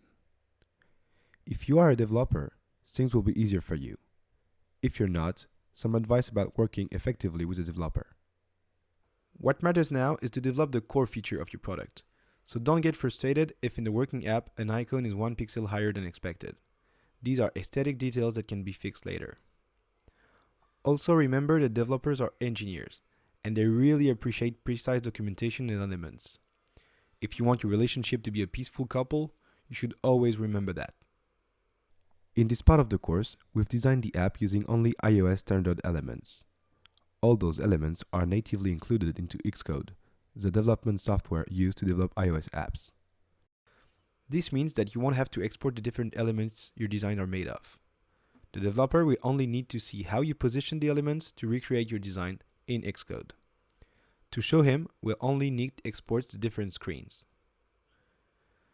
So let's see how to export artboards.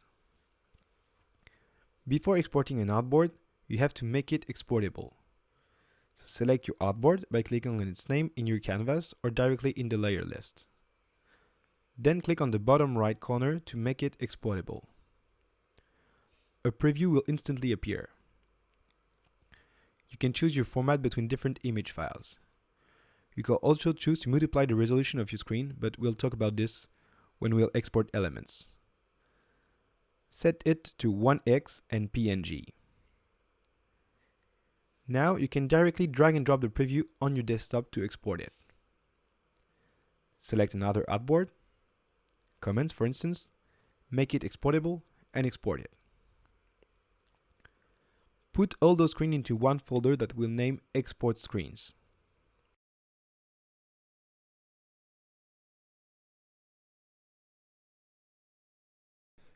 Now go back to Sketch and select all the artboards except the home screen and the common screen.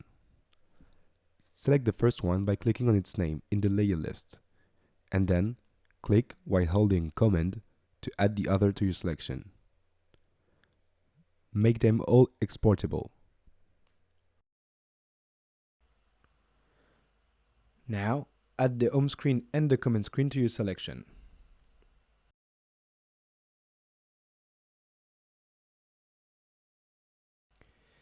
Check the background color box and keep the color in white. This will include the white background in every screen so that they don't look transparent. Now that all your artboards are exportable, you can decide to export them all at once. To do that, click on the export icon in the top right corner of your sketch. This will show you all the elements that can be exported in your files. Select the ones that you want to export and click Export. Select the folder Export Screenshots we just created. This will automatically update the screens in their latest version. Now you can share this folder with your developer and start coding. While your app is being developed, you'll have time to create the icon, and that's what we're going to do in the next lesson. Hey, let's say that our app is being developed right now. It's the perfect opportunity to design the icon of the app. The icon represents your app in the App Store and on the home screen of your customer's phone. It's important that it's consistent with the identity of your app and the iOS style, so it doesn't look weird among all the other icons. You want to create something that is simple, that will speak clearly to the users, that will represent your app and stand out on the home screen. Let's have a look at the iOS icon. They're pretty straightforward. The Mail app icon is an envelope, the music player a couple of notes. Finding one graphic element that represents your app is a good way to designing a cool and effective icon. If you want to be efficient, the easiest thing to do is to design an icon following Facebook's example. The first letter of the name of your app with the right font, with your main color as the background. And that's what we're going to do.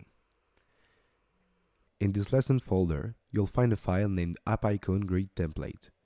It will help us to design an icon that's well proportioned, so let's go. The artboard for icons is a square of 1024 pixel by 1024 pixel. Now draw a square to fill this artboard and tint it in the specific Instagram blue we found earlier. If it doesn't appear in your swatches, the code is 125688. Don't worry about the rough corners at the moment. We'll deal with that later. Now that we have the background, we'll just put the first letter of our app in the right font. Insert a text block. Type the letter I in capital. Set the color in white and the size at 900. Place it in the middle of your artboard. Set the X at 300 and the Y at 40. That could be enough, but let's pimp a little bit our icon with two strengths. Flat shadows. Duplicate your text layer with Command C and Command V. In the Y position, type +30. This will add 30 pixels in the position of our text layer and will make it go down of 30 pixels. Set the transparency of this layer at 50%. We now got a fancy icon, right? Click on the artboard name and export it. You can add this icon into your iTunes submission. Apple needs an incredible amount of icons with different size. Luckily, people already created files so we can generate all at once, and we'll see that later. If you want a version of your icon with round corners to put it on your website, a business card or a sweater, you can proceed like this. Go back to your icon sketch file and copy the artboard. Unfold the official grid folder in the layer list. You'll see a layer named Icon Edge. Select it and place it right above your blue background. Select the fill color with our blue and uncheck the box of the border. Hide or delete your blue background layers and all the elements below. Export your artboard and here you go. You can order your first set of stickers. This is the end of the first part of the course. We've been through all the basics and we're now ready to have an app on the App Store and start to see what users are doing with it. Congratulations! In the second part, we'll move from standard design to custom design and create an app that really looks good. We'll dig deeper into Sketch features and turn you into a Sketch master. We'll talk about today's trends and how to stay up to date. We'll teach you best practices to be efficient and use amazing plugins developed by the Sketch community. See you on the other side. Hey, welcome in the second part of the course. Now that we have our app running with standard design, it's time to start thinking about its visual identity. What it will look like, feel like, what colors and fonts we're going to use. This is the visual concept of the app. A big part of this process is finding inspiration. Inspiration is not a gift from the gods that comes to you out of nowhere. The best way to get inspired is to look at other work. And if you feel like it is stealing other people's idea, well, it's kind of the point. As Picasso said, good artists copy, great artists steal. And if Picasso said that, I think we're good to go. There's plenty of ways to collect information on the internet. A good and easy one is to have a board on Pinterest where you pin references you like. We also recommend you to take screenshots of things you like when you're browsing apps on your phone. Creating your own collection is an ongoing thing. Always keep your eyes open. There's also a lot of places where you can find inspiration on the internet. Let's have a look at some of the best ones. Dribbble. Dribbble is the show and tell website for designers. A lot of amazing designers, mobile app designers, graphic designers, illustrators are very active on this platform and upload their ongoing work every day. You can browse through the popular shots or look for specific themes. There's a great color tools that show you the main color used in the shot. If you find a designer whose work you like, you can explore their shots and even follow them after creating an account. Anyone can create an account, but you must be invited to be able to post your own designs. You can also check out behance.net, which is also a great design showcase website. Since we're working on a mobile app, there's a few websites that display screenshots of mobile app UIs and flows. Patterns. PTTRNS.com.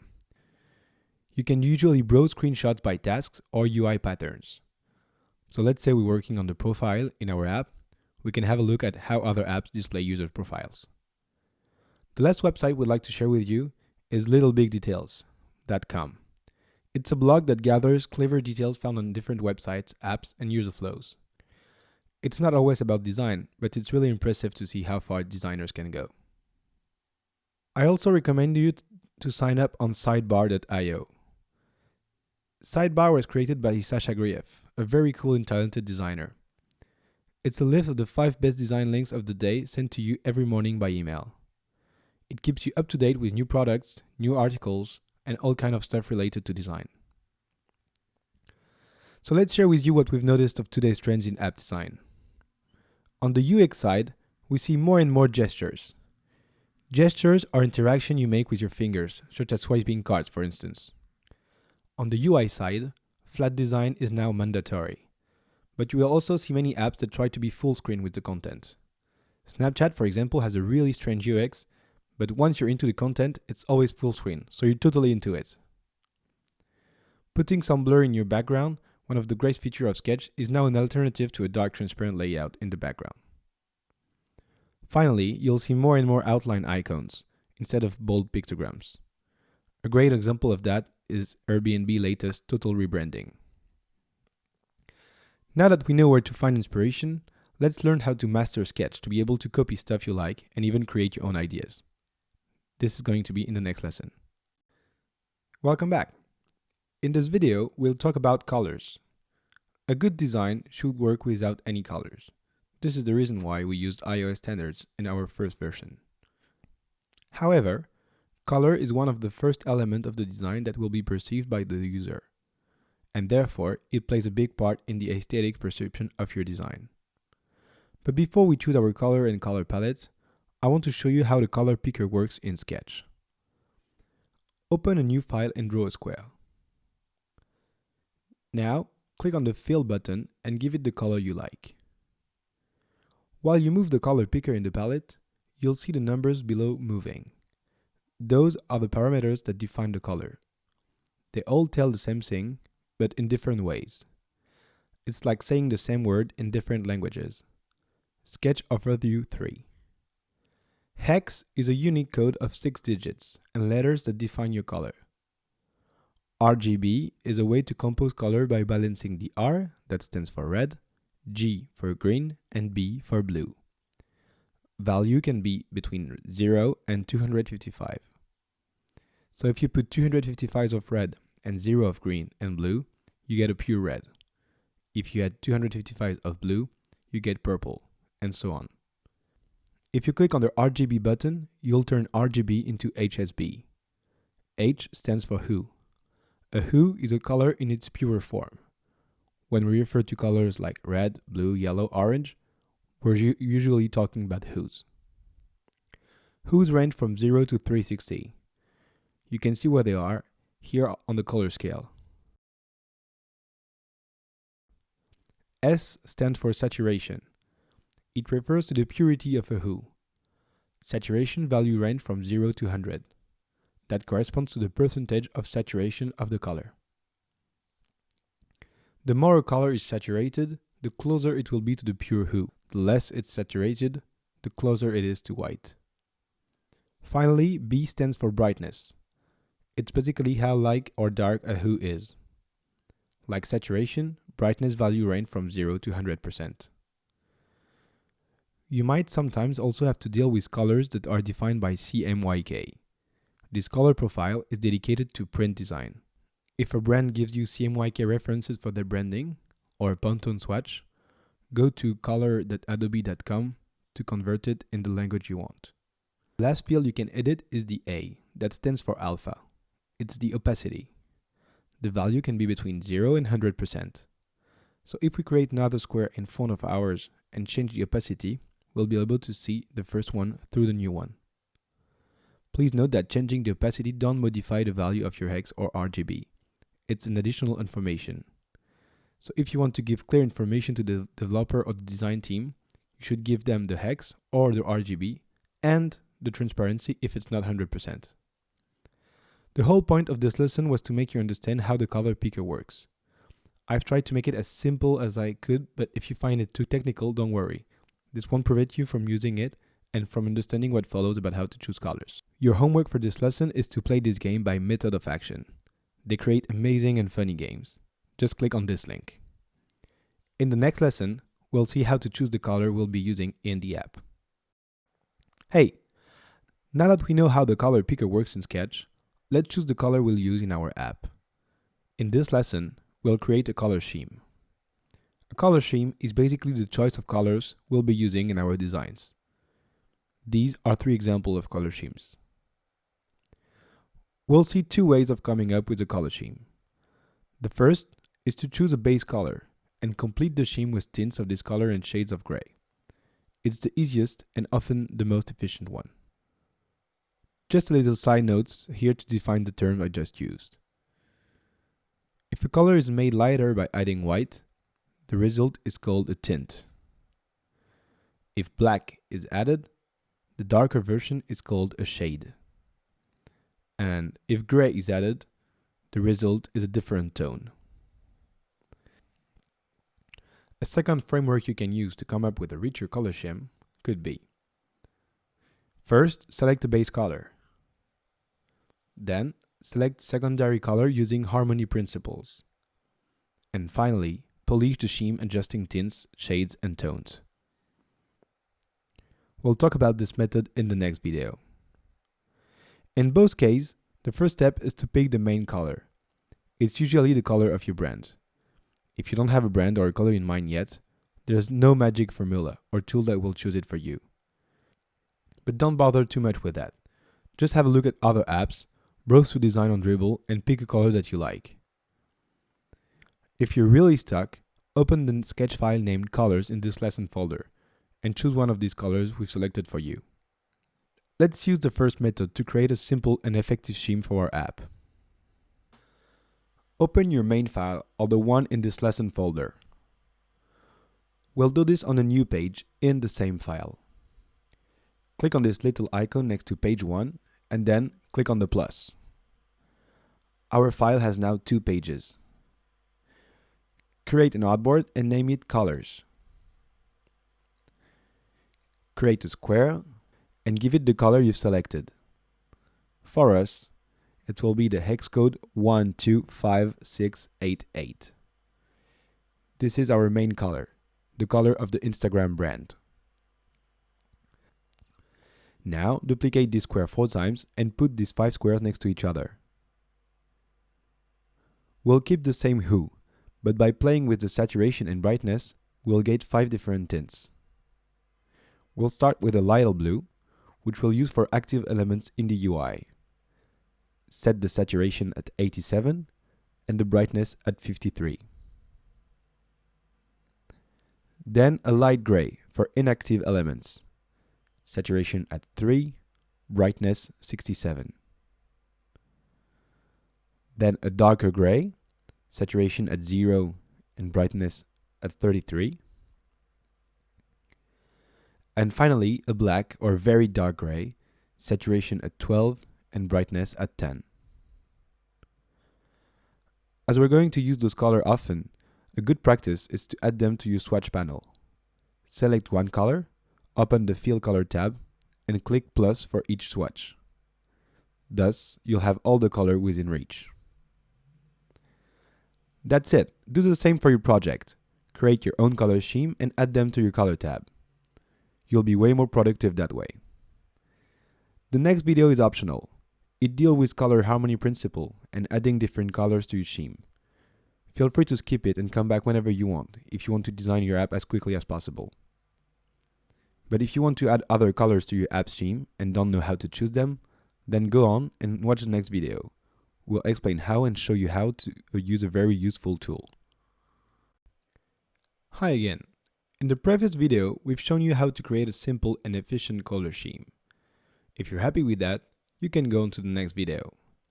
If you want more than just one color in your scheme and want to know a bit more about color harmony, then watch the rest of this video. We'll also start from a base color, but this time we'll use harmony principle to pick secondary colors. The color wheel is particularly useful when creating that kind of rich color schemes. Traditional color schemes patterns are a combination of colors based on their relationship to each other. These traditional schemes can help you to quickly come up with harmonious and interesting palettes. Monochromatic color schemes are made up of different tones, shades, and tints within a specific hue. These are the simplest color scheme to create, as they're all taken from the same hue. Monochromatic color schemes tend to be unified and harmonious. This makes them pretty effective at establishing a general mood.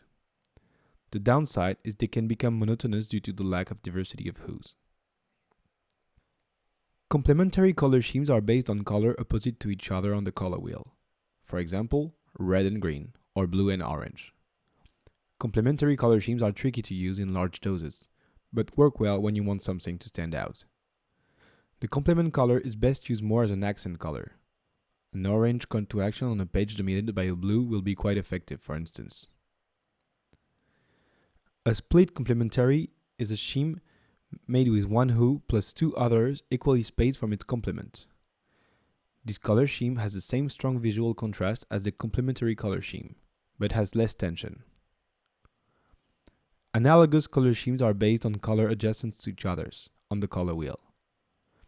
Analogous color schemes are often found in natures. They're pretty harmonious and pleasing to the eye. However, they don't provide a lot of contrast. Choose one color to dominate, the middle color, a second to support the main color, and a third color for accents. You can of course adjust tints, shades, and tones to set the hierarchy between colors, but we'll talk about this in a second. Triadic color schemes use colors that are evenly spaced around the color wheel. They offer both contrast and harmony. Use one of the colors as dominant color and the other two for accents.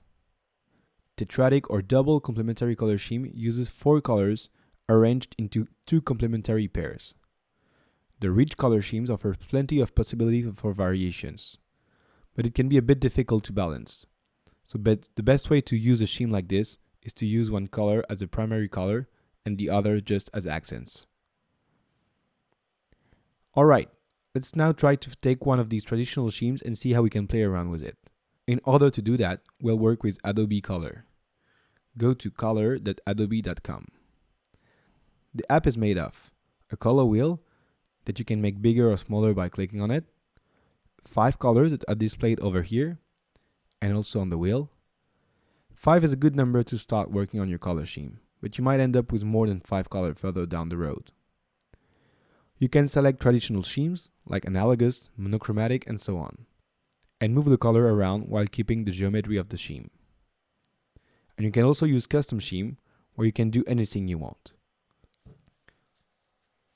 You can choose what color model you want to use. We'll use the HSB because we know it well now. Let's see if we can work on an analogous scheme. Our base color is this one on the middle.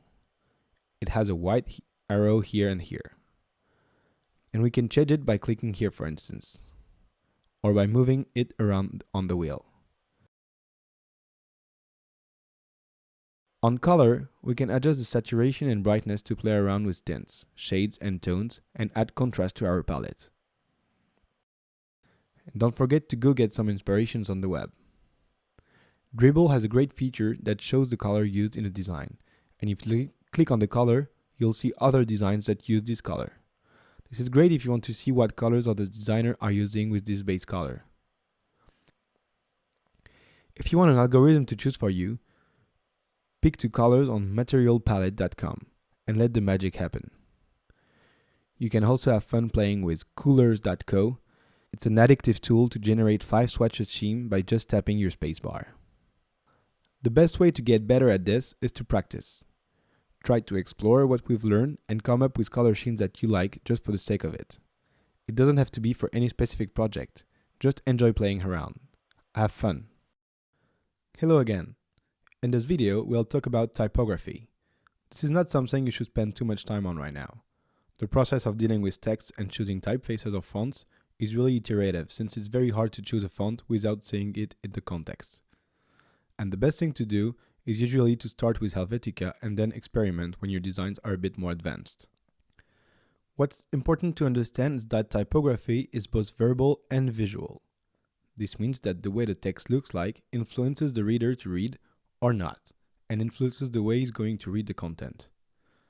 The typeface, the size, the position of the text can therefore serve or harm your content. That's why it's important to have a general understanding of how these things work. First things first, typefaces. Typefaces are usually what people refer to when they talk about fonts. And please don't ever mix typefaces like I did on this title. A typeface is a design for a set of characters. Helvetica and Times New Roman are 2 different typefaces, for instance. We'll also see in a minute that they belong to 2 different families of typefaces. So if this is a typeface, what's a font? Well, it's okay to use font as a synonym of typeface, but just so you know, a font is a specific size, weight, and style of a typeface. There are 3 main typeface families: serif, sans serif, and script. Let's start with serif. A serif is a small line attached to the end of a stroke in a letter or a symbol. A typeface with serif, like Times New Roman, belongs to the serif family. Serif typefaces also use a combination of thin and thick strokes. Serif typefaces look a bit conservative, but are easy to read for longer pieces. Now let's talk about sans serif. In French, the word sans means without. This is why typefaces without serif are called sans serif. Unlike serif typefaces, sans serif have even strokes. They look more modern, are great for headlines and buttons. They're also usually easy to read, unlike the third typeface family called script. Script fonts imitate handwriting. They're often used for logos or titles, but should not be used for body text. There are dozens of subcategories. You don't need to know about them to produce great design, but if you're interested, check out this website. The link is in the description. So how to combine typefaces? While it's always easier to work with only one typeface, mixing two different typefaces can sometimes give beautiful results. If you want to give it a try, avoid using two fonts from the same family. The main reason you'd want to use another typeface is to add some contrast. Therefore, use a second typeface that's not too similar from the first one, and change the size, weight, or color. This is what I'm doing on this slide, for instance. For a mobile app, I strongly recommend that you use only one typeface throughout the app. By doing this, you'll make sure to keep consistency and avoid looking sloppy. Let's go back to check to have a look at the text styling editor. The alignment tool is something you must have seen before in Word or any text editor. Widths refer to the width of the text box. It's set auto by default. It means the box will expand to fit the text. If you set it to fix, the width of the box is fixed and the text expands below. Before we conclude this video, a word on spacing. It refers to the space between the characters, the line of text and the paragraphs. A good practice is to have a letter spacing 1.2 to 1.5 times the size of the font for body text. Use a smaller amount of letter spacing in the title than in the body, 1.1 or 1.2. That's it for this lesson. In the next one, I'll show you a great tool that will allow us to work more efficiently with text in your design. Welcome back. In this lesson, we'll improve our productivity by setting different text styles so that we'll be able to give our text block the right properties in one click. Let's go back to our sketch file. I'll open the one in this lesson folder to be sure you're up to date. We'll start with the user profile name.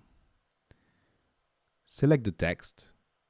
On the right panel, you see that it's a Helvetica Neue Medium 16 in blue.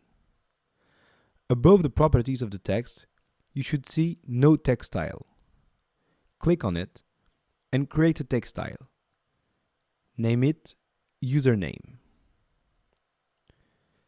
Now, select the common text block. You see on the right that it's an Helvetica Neue Regular in 16 and dark gray. Click on No Text Style and create a new one. Name it Comment. Finally, do the same thing for the text that displays how long ago the photo was posted, and name it Time. And that's it. To show you how we could use it, let's create an extended version of the home feed. Select the home artboard and copy-paste it. Take the handle at the bottom and pull it below. Drag your tab bar at the bottom. Insert a text block and put the name of a user. Let's say Claudia Schiffer. Then select your text block, click on the text style panel and set it as User Profile. And boom, magic! The great thing with this feature is that if you edit the text style, all the elements that uses it will be updated instantly. If you change the color or the size of the font, for instance. A good habit is to create an inventory of your different text styles. So let's do it. We'll do this on the second page of our file. So go to page 2.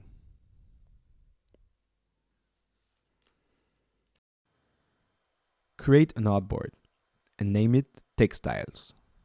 Then type the name of your different text style in separated text blocks. Write User Profile, Comment, and another one for time. Set them with the appropriate text styles. You'll now have all your text style in one place. The developer will really appreciate. As for typefaces, you shouldn't have tons of text styles, and remember to keep hierarchy between them. Play with colors, fonts, and size to match your text importance. The greatest example in typography and hierarchy of content is medium.com. Go on it to browse different articles and see how texts are related to each other. Between wide quotes, dense paragraphs, and discrete caption, it's close to perfection. In this lesson, we saw how to set text styles. it's not mandatory, as you can copy-paste every text block, but it will really help you to work efficiently. Now that we have colors and text, let's draw our own icons. In this section, we'll go deeper into sketch drawing possibilities by redesigning the tab bar icons. Designing those icons will make us go through a lot of functionality, so stay focused and everything is going to be fine. First, let's go to the style guide page of our file. This is where we will put every element used in our designs. We've already put colors and text, we'll add now our icons. In the next video, we'll see how to turn this icon into symbols, so that each time you modify them, they're also modified in your design page. We'll start with the easiest one, the camera icon. Instagram's camera icon is a bit abstract, but it's now part of its identity. It's a circle inside a square. Draw a square of 31 pixels. Set the color to something you can see, let's say orange. Set the corner radius to 4. Now press O to draw a circle. Draw a circle of 22 pixels wide. Don't forget to hold Shift while drawing. Select the square and the circle. Click once on Align horizontally and once on Align vertically. We're now sure that our two elements are aligned by the center. We're going to make our first Boolean operation. Boolean operations are used to combine shapes together. The most used are additions and subtractions, but we'll almost use them all. Select your circle and the square. Now, click on the Subtract button. This will extract the circle from the square. You now have a square with a hole in the middle. And in the layer list, the two objects merged in one. Now, draw another circle of 15 pixels wide. Place it in the center of your square. And here you go, we have the camera icon. Let's put everything in orange for the moment. Select the two shapes and click on Group. This will create a folder in the layer list. To rename a folder, you can either double-click on its name or select it and press Command R. Name the folder icon_camera. Now let's create another icon. Let's go with the activity and notification icon. This icon is a combination of a conversation bubble and a heart. We'll start with the heart. Draw a 9x9 circle. Click and drag while pressing Alt to copy the circle aside. Place the second circle next to the first one. They should overlap by 2 pixels. Select the two circles and merge them into one shape by clicking on the union icon. Now, the two circles are combined into one shape. But, if I double click on the shape to edit it, Sketch will only allow me to edit one of the shape. In order to edit the new shape as a whole, we'll have to flatten it. Select the two circles combined and click on Flatten. Now, if I double click on the shape, Sketch will consider the shape as one element that I'll be able to edit. Now let's turn this into a lovely heart. Select the point at the bottom of the left circle and delete it by pressing Delete on your keyboard. Do the same thing for the point at the bottom of the right circle. Select the 2 points in the middle and delete it. You'll discover that there was actually 2 of them. Now select the point in the middle. In its Y position on the right side, type +10. This will make our point go down 10 pixels. Now we're going to play with Bezier curves. Bezier curves are used to draw rounded shapes that are not geometrical standards. They're quite hard to master, but you'll get used to it. In Bezier curves, every point is defined by 1 or 2 handles. Moving those handles will modify your entire shape. Let's take a little break from our heart and draw a square to see how this works. Draw a square and double click on it to make the drawing points appear. Click on one of the points. On the right panel, you can see that the straight corner is selected. There are three other types of corners. Mirrored, you have two handles that are symmetrical. Disconnected, the two handles can be moved independently. And asymmetric, it's a mix between the previous two. The two handles stay aligned but can be moved independently along the axis. Now let's delete this square and go back to the heart. The bottom of our heart will be a tip, so we'll set the handle straight. It means that there is no handle. Now we'll give our heart a better shape. Select the point on the left. The two lines that appears are the handle that defines the shape of the curves. The one above defines the upper curve. We'll only modify the shape below, so select Asymmetric in the right panel. Now drag the point of the handle straight below until your heart looks like it's full of love. Let's do the same thing to the right side. Click on the point, then Asymmetric, and then drag the handle below like the other one. Isn't that a wonderful heart full of love? You can create your shape like we just did, using the mouse, but you can also use the coordinates for handle and the point if you want to be more precise. Now, let's take care of the bubble. Draw a circle of 29 pixels wide. Click on the locker to unlock it and set the height at 28 to compress it a little. Now, click on Insert, Shape, and Triangle. Click and drag to draw the triangle. Set the height and the width at 9. Rotate the triangle so the tip points to the bottom right corner.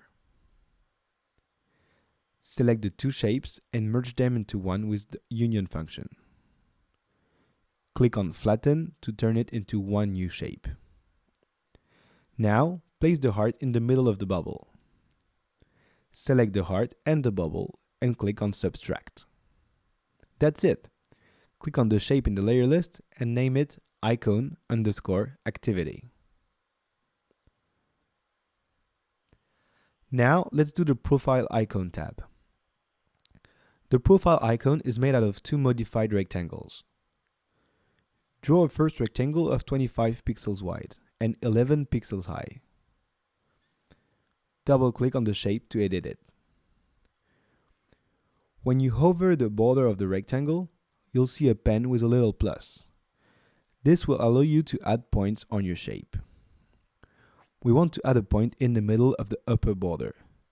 In order to do that, hold Command while hovering over the segment and click. This will place your point exactly in the middle. Now, select these new points and use the arrow on your keyboard to place it a few pixels above. Make sure that the handles of your point are set as mirrored, and drag one or use the arrow on your keyboard of the handle until you reach the extremity of the rectangle. Now we'll do the face. We'll start by drawing a rectangle. Set the width at 11 and the height at 14. Set the corner radius at the maximum. Now click on the Transform button. Select one of the bottom corner and drag it or use the arrow on your keyboard to move it a little bit towards the center. Place the entire shape of the face above the chest. Align them and group them. Name this folder icon_profile. As an exercise, you'll have to draw the home and the search icon by yourself. Open the exercise file in this lesson folder.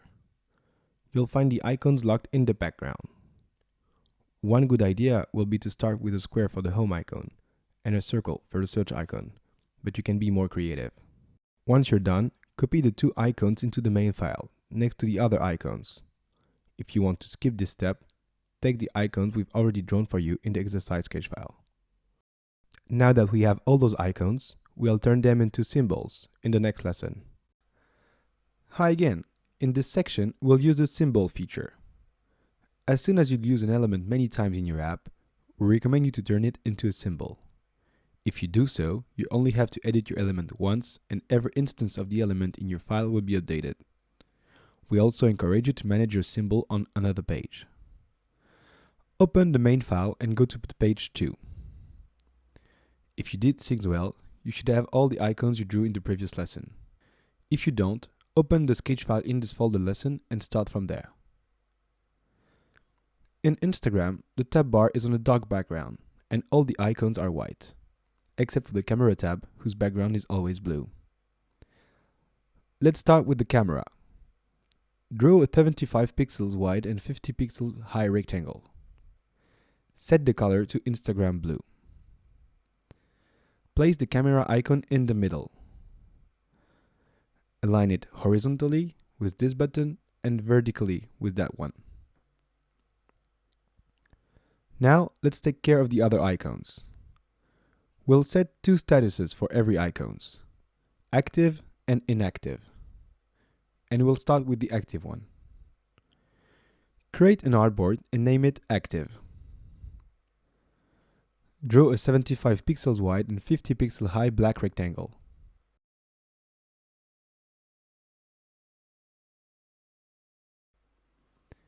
Duplicate it side to side 4 times. Now, place the icons in each rectangles and align them both elements vertically and horizontally.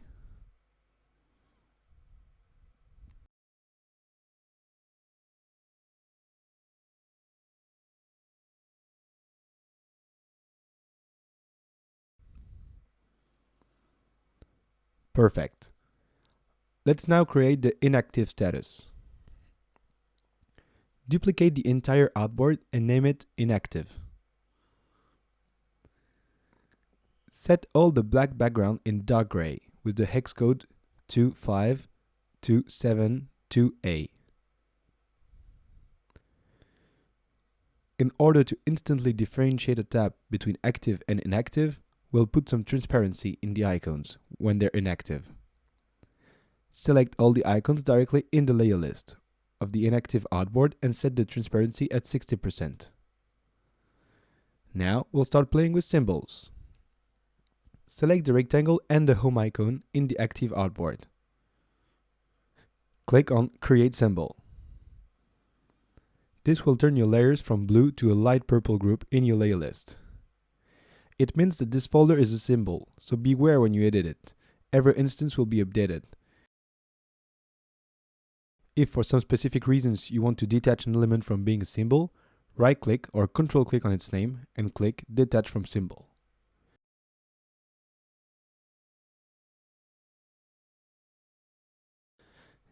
Name your symbol tab _ home _ on.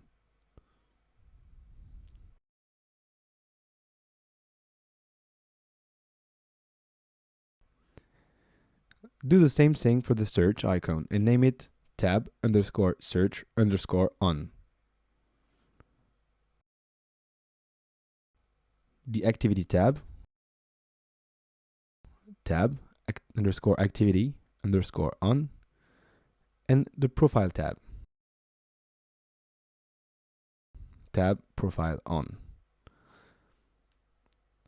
Let's do the same thing for the inactive artboard.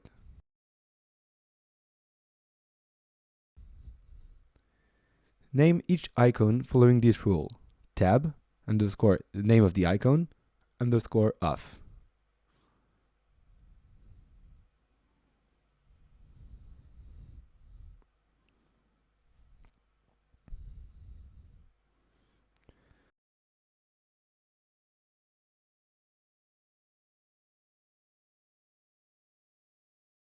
Finally, turn the camera icon into a symbol and name it tab _ camera.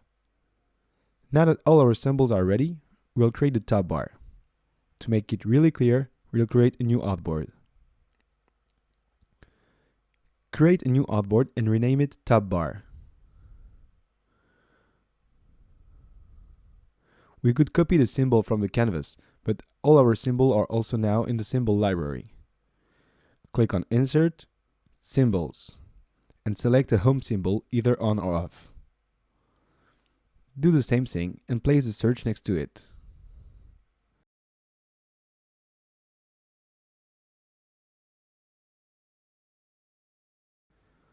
Place the camera, then the activity,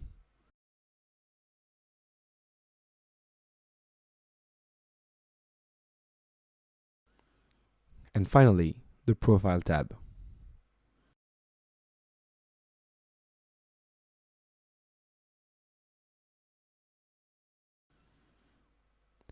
Select all those symbols and group them. Name the group Navigation Tab Bar.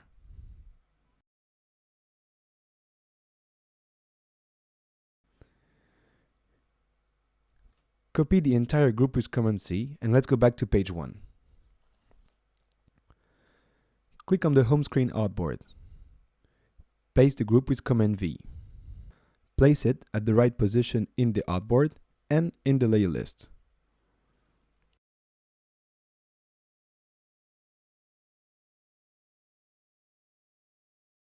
Get rid of the previous navigation folder. As we're in the Home tab, only the Home icon has to be set as active. Check that the others are set as off.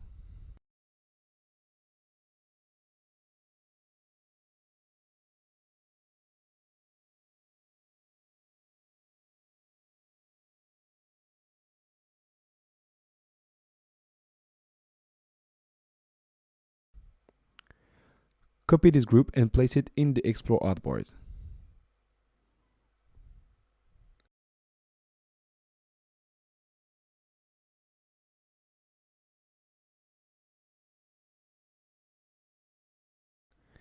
Switch the Home off like this and the search on like that. It's cool, right? To finish this lesson, just keep on going by highlighting the right tab in the right screens. That's it. Our app starts to really look like the authentic one. And we know how to do it now, in the best way, using Symbol. In the next lesson, we'll discover the dark side of Sketch that contains amazing things and even a few weird ones. I'm talking about plugins. Welcome back. We've been through already a lot of features that are built in Sketch. Let's now have a look at what has been built on it. Plugins. Plugins are tools that haven't been created by the Sketch team, but by the amazing community around Sketch. Sometimes they compensate missing features, help you be more productive, organized, or are just fun. To tell you the truth, I haven't tested all the plugins that have been created for Sketch. But among the community, there is one guy smarter than the others who has created a plugin for plugins. It's called Sketch Toolbox, and it's a great app that gathers all the plugins, make them easy to install, and keep them up to date. So thanks Shahrukh Shaukat, and we'll start by installing Sketch Toolbox.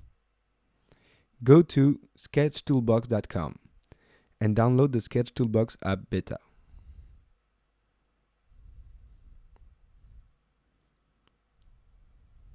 Now open the app. We'll install a few plugins. As you can see, there's a lot of plugins available. Feel free to browse them and read the descriptions. If you don't understand what they all do, don't worry, we don't either. We'll start by installing 3 plugins. Search for one named Content Generator. Click on Install. This one will allow us to fill multiple shapes with random images in one click. Quite amazing. Also, search for Text Specs. This one will generate a text block that displays all the properties of an object, such as its size, color, stroke weight, etc. Your developer will really appreciate. Finally, download a plugin named AEI Iconizer and install it. We'll use this one later in the course. Now, let's play with this plugin. Let's go back to Sketch. A good way to try the content generator is to duplicate the Explore screen.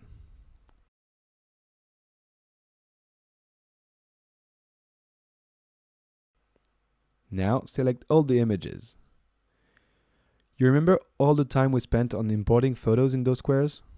Well, click on Plugins, and Content Generator, Photos, and click on Nature and Urban. And boom! In one shot, we updated the entire grid with new pictures. Now let's see another example. Copy the artboard and delete everything that's in it. We'll make a list of people. Draw a circle and place a text label to the right. Select the two elements and duplicate them below as you'll do for a list. Let's make 5 rows. Now select the 5 pictures placeholders. Click on Plugin, Content Generator, Persona, Photos, and select Female. Boom again! I love when that happens. Now select the 5 text labels, Plugins, Content Generators, Persona, Names, and select Female.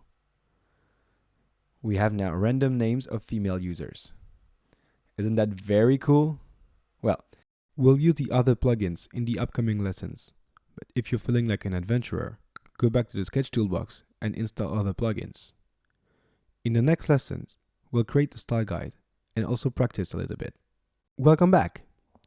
In this lesson, we're going to see how to create a style guide. A style guide gathers in one place all the design information of your app. A style guide should include colors, fonts, paddings, margins, and all the elements with their different statuses. It should look like something like that. It's a document you should always keep up to date and share with your team. You can also print it and hang it somewhere in the office. We already started our style guide on page 2 of our document, so we'll continue there. We'll start by importing the last custom icons we'll need. Open the file named Icons Actions Instagram in this lesson folder. We drew them for you, but if you want to challenge your skills, feel free to draw them by yourself. Copy the artboards and paste them on the page 2 of your main file. We now have at our fingertips all the elements we need to design an upgraded version of the app.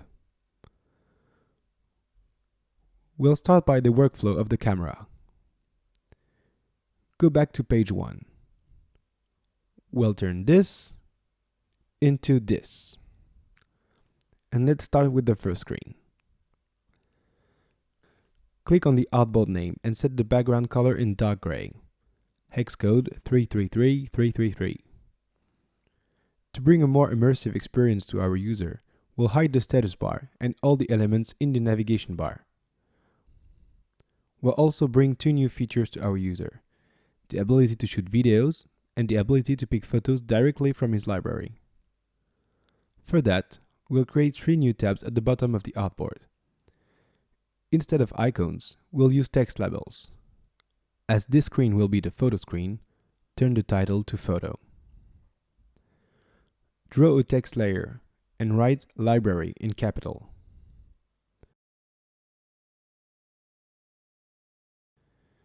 Copy the text block aside and place them edge to edge.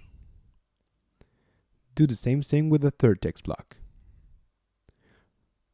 Write Photo in the second text block and Video in the third one. Now select the 3 text blocks and drag the right handle of the group until it's positioned on the edge of the artboard. We're now sure that our 3 text blocks have the same size. Set text to centered. The photo tab is on, so we'll turn them in the light blue of our color scheme. Now let's update the second screen. Start by setting the background of the artboard with the same dark gray. Hide the status bar, but keep the back and the next as they are part of our navigation.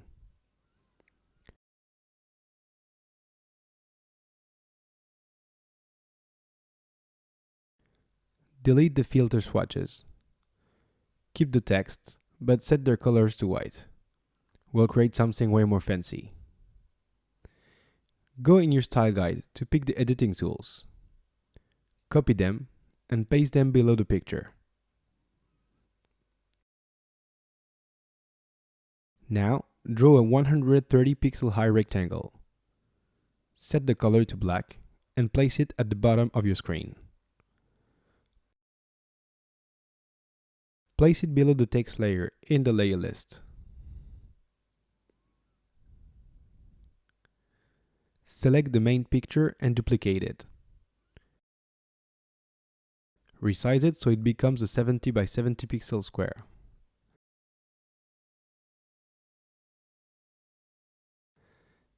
Set the corner radius to 4. Place the thumbnail above the first filter name in the black rectangle. Duplicate the thumbnail on the different names.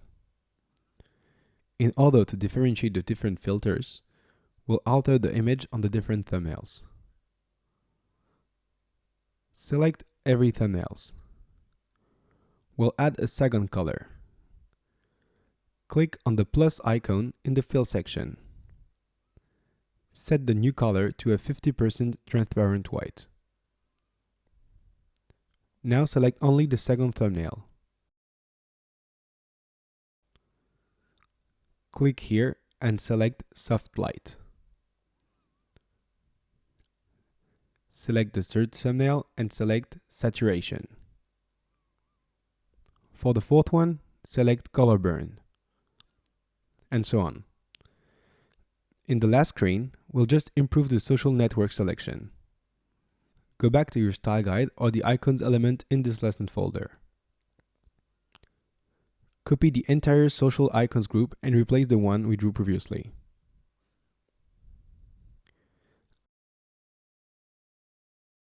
As it's the end of our camera flow, we'll draw a bigger button to share the picture.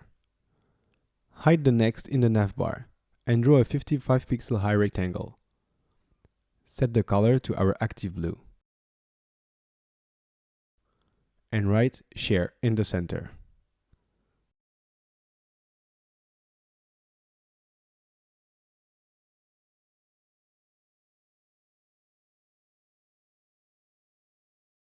That's it. As an exercise for this lesson, you'll have to replace all the elements we imported in the style guide in the right screens. That way, you'll have to deal with almost every screen of the app. So go for it. In the next lesson, we'll see how to export elements, and we'll also use a brand new tool to write specs and have a friendly talk with the developers. Hey, we're almost done.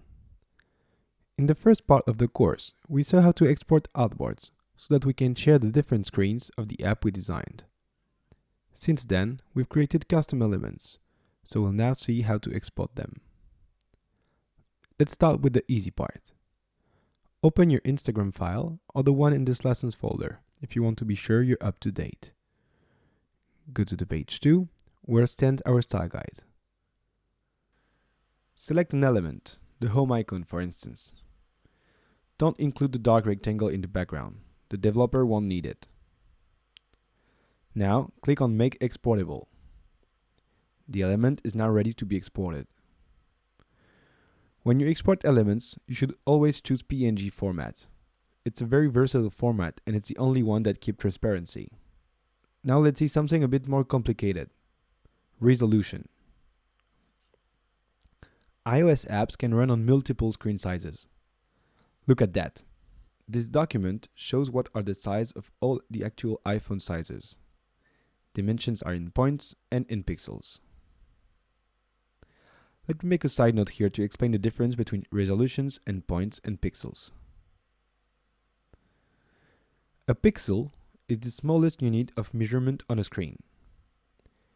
Pixels are tiny squares that are part of the display, and if you look very closely at the screen, you'll be able to see them and the gaps between them. Point is a resolution independent measure. A point can be made of one or several pixels. On a non-retina display, each point is made of 1 pixel. In the case of a retina display, each point has a height of 2 pixels and a width of 2 pixels, so it's made of 4 pixels.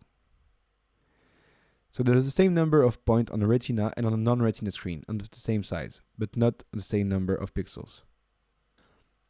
But when we design, we have to take this into consideration. On our computer, the dimensions are in pixels of the same size, not of variable size. So one retina point will appear 4 times bigger than a non-retina point. This is why if you design a box with a width of 40 pixels and a height of 30 pixels for the iPhone 3, you'll need to scale the width to 80 pixels and the height to 60 pixels if you want it to appear as big on the iPhone 4 or 5. And at 120 by 90 for the latest devices. That's 1x, 2x, and 3x's.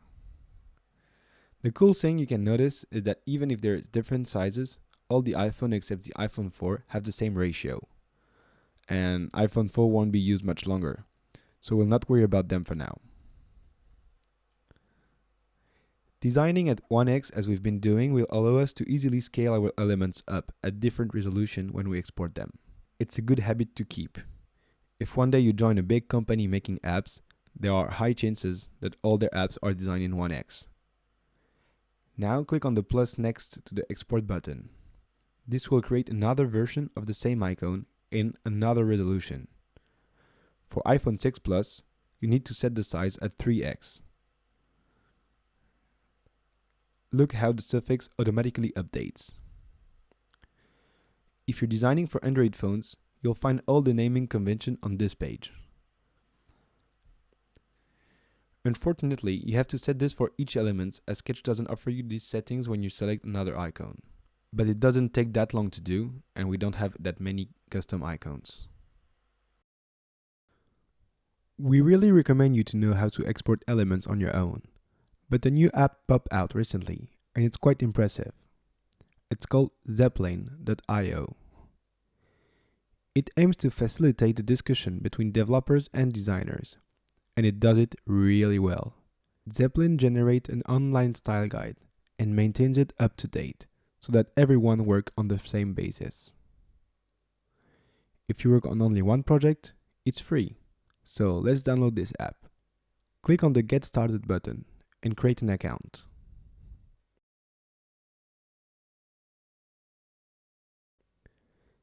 Now download the app.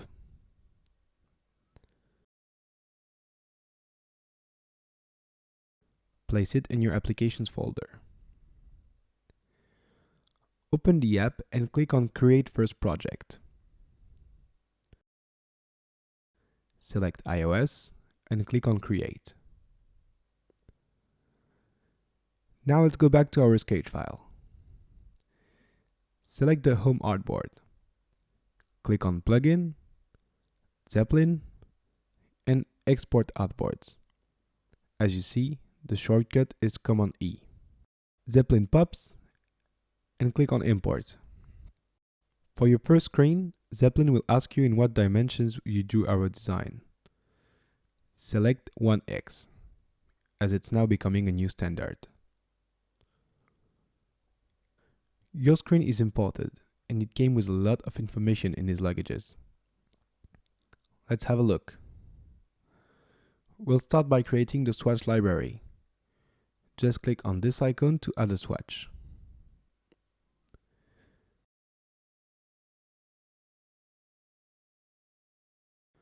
You or the developer can click on any elements to see dimensions and margins. You can go to the Asset tab to export elements in every resolution at once. And if you want to add a note, just click while pressing Command wherever you want in the screen. For instance, for the Options button, once it's tapped, I can share or repause the picture. All those annotations are your voice in the file. It prevents from misunderstandings between you and the other members of your team. As Zeppelin is a great collaboration tool, we really encourage you to invite your teammates. Go back in the dashboard and click on Invite. As our app really improved in the first part of the course, it's also time to update our app icon with something more in line with today's trends. And that's what we'll do in the next lesson. Hey, now that our app looks nice, let's update our icon too. Instagram was initially released in 2010. At that time, the trend was iOS 5 and all those skeuomorphism effects. Every button had to look glossy and shiny, and app icons were supposed to be a bit like they were made of glass. Remember?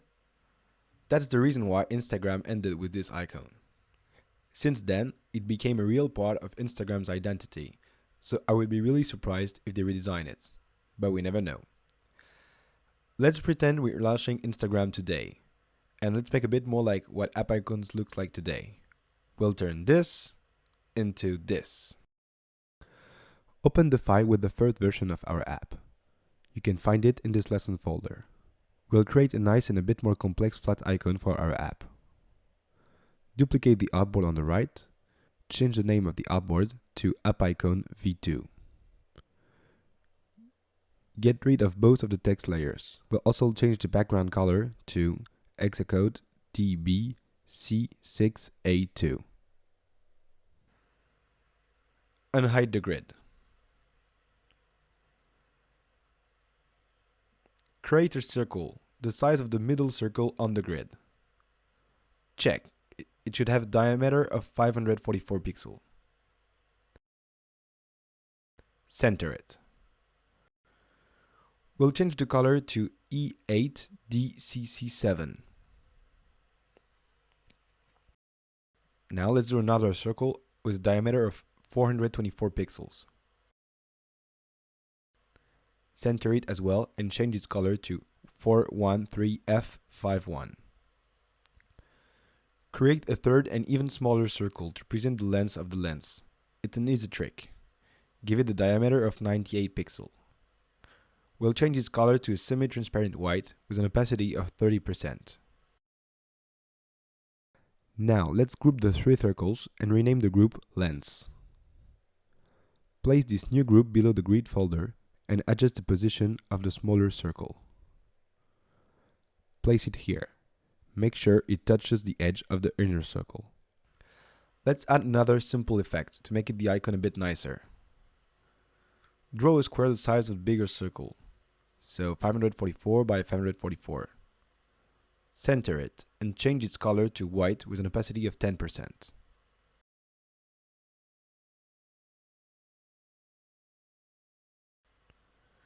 Put the layer inside the lens group. Enter the vector mode by double-clicking on the shape or by hitting enter while the shape is selected. Select the bottom right corner and press return to delete it. We now have a right triangle. Finally, select the biggest circle in the layer list, right-click and use as mask. Okay, let's take care of the brown part now.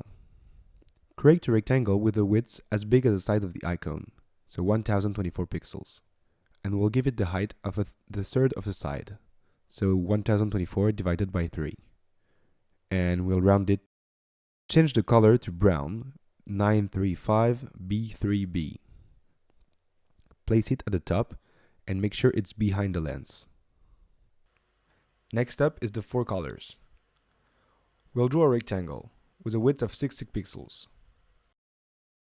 Align it with the line on the left on the grid. Duplicate the rectangle 4 times and put them next to each other. Change their colors to the following hex codes: FF003C, FFD500, 00E190, 14A0EA. Group these four rectangles with the brown one and call the group colors. Finally, use the brown rectangle as a mask. Make sure this group is below the lens group in the left panel. We can now move on to the viewfinder. Draw a square with a side of 180 pixels. Give it a corner radius of 14. And use the same color as the inner circle from the lens. Then put in the colors group and align it vertically with the brown rectangle.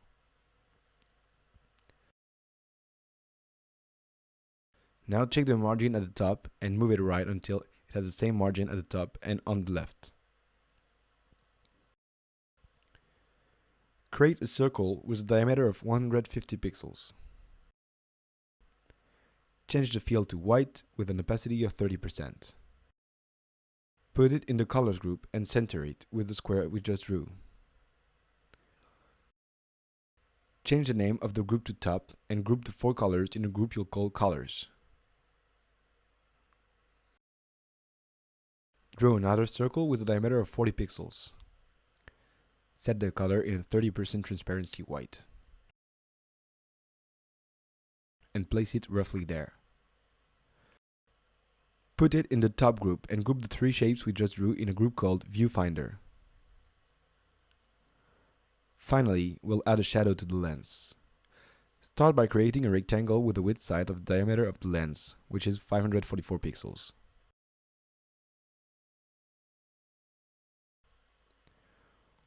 Rotate it. Hold Shift to constrain the rotation to 15 degrees increments. And align it with the lens like that.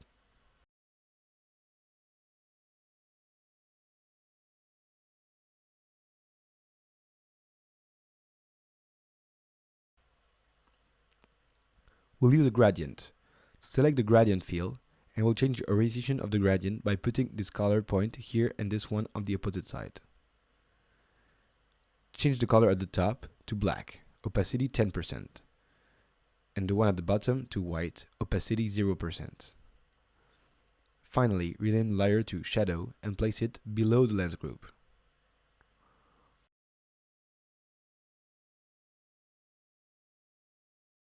Let's zoom out.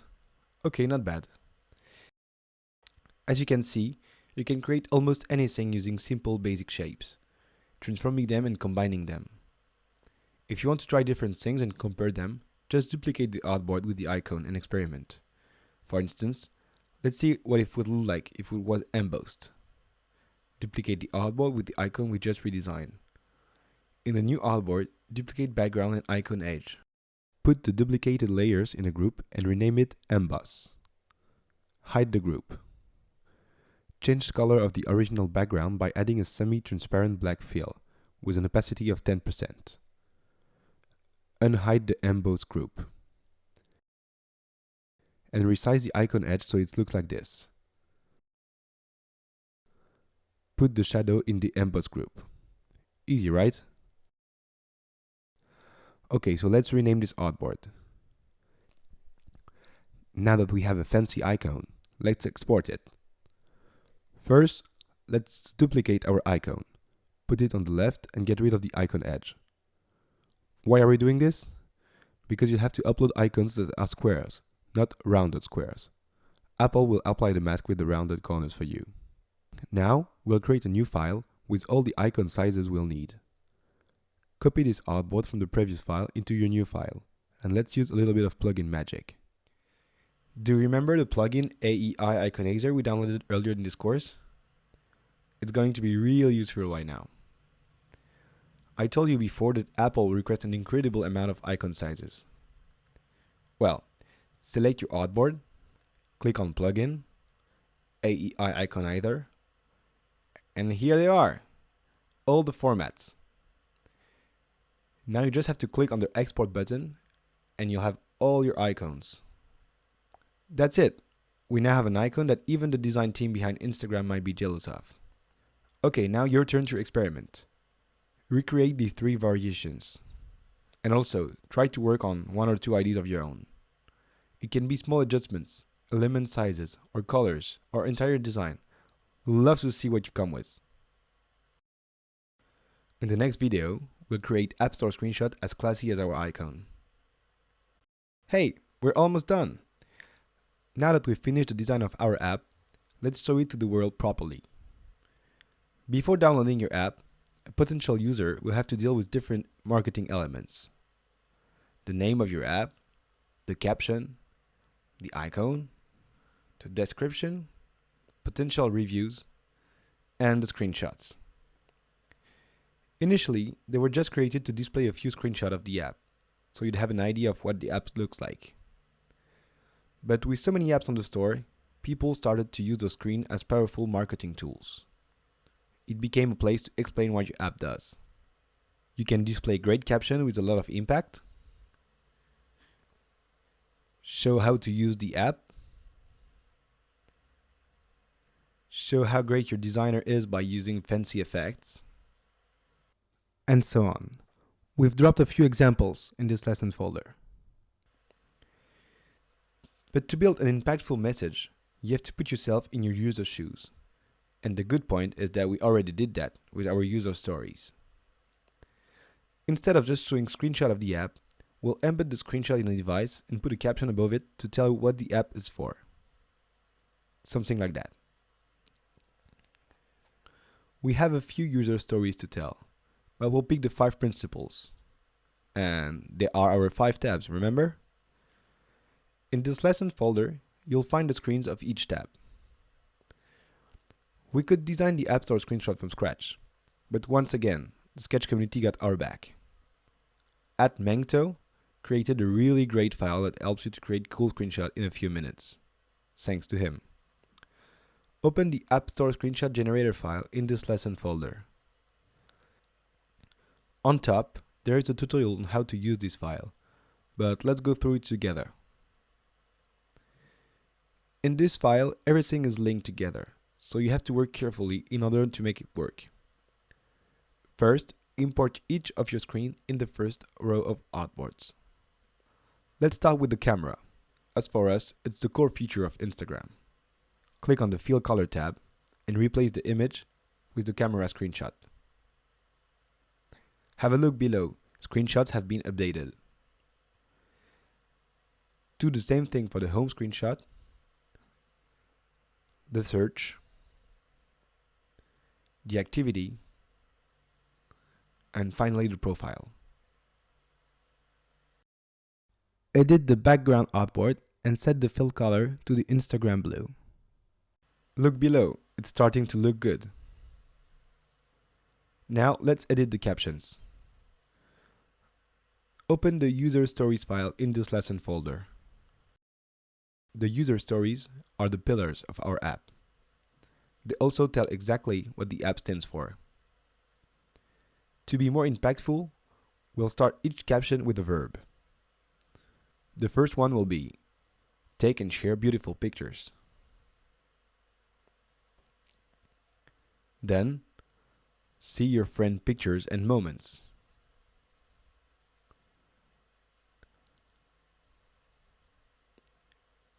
Let's adapt I want to see other people's picture into discover other people's picture. And we'll turn I want to know about people's activity on the app into see people's activity. The profile caption will be access what people see of you. Copy-paste each caption in the F3X text blocks in order to make it work on iPhone 6 Plus mockups.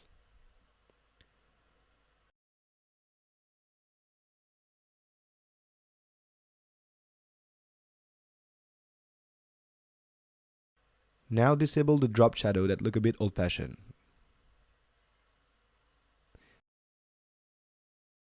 That's it. If you prefer to use another color of iPhone, you can easily choose between silver, gold and black in the symbol menu. Now that everything is set, click on Export icon and create a folder to export all your screenshots. Efficient, right? Our app can now shine on the App Store. In the next video, we'll see how we can make it shine all around the web. Hey, our app is now gorgeous. Let's see how we can show it to the world. In order to do that, we'll place our app in real photos to give it some context and get cool images. You could of course create your own images, but there's a few cool tools to do that efficiently. Go to dung.com with 3N. On this website, you can integrate your screens in different contexts. There's also placeit.net, but their images are a bit boring, with essentially people in suits. So let's find some hipster-friendly thing. This one will be fine. Click on it. Upload a screenshot of your app. If you don't have one, there's a few one in this lesson folder. And here you go. You can save the image on your desktop and start to build your press kit. Also now, you may need a website. We won't spend too much time on this, as it's not the purpose of this course. But if there's one thing you should remember, is that the only goal of an app website is to make people download the app. There's a lot of tools to make gorgeous websites, but you'll find cool templates on Strikingly, for instance. or on Webflow. Finally, let's say a few words about a startup that do a really good job, producthunt.com. On Product Hunt, you can discover every day the new apps and cool products selected by your great community. As for designers, there are great collections that gather the best tools to use. You'll recognize a few we already used at this address. As for entrepreneur, it's a great way to tell the world that you exist. It could be the first place to launch and see people's reactions, for instance. Submissions are restricted by selected users, but we are allowed to post. So feel free to contact us when your app is done and available, and we'll be glad to help you. Thanks for following this course. In the next video, we'll do a sum up of everything we've been through. And also a little surprise.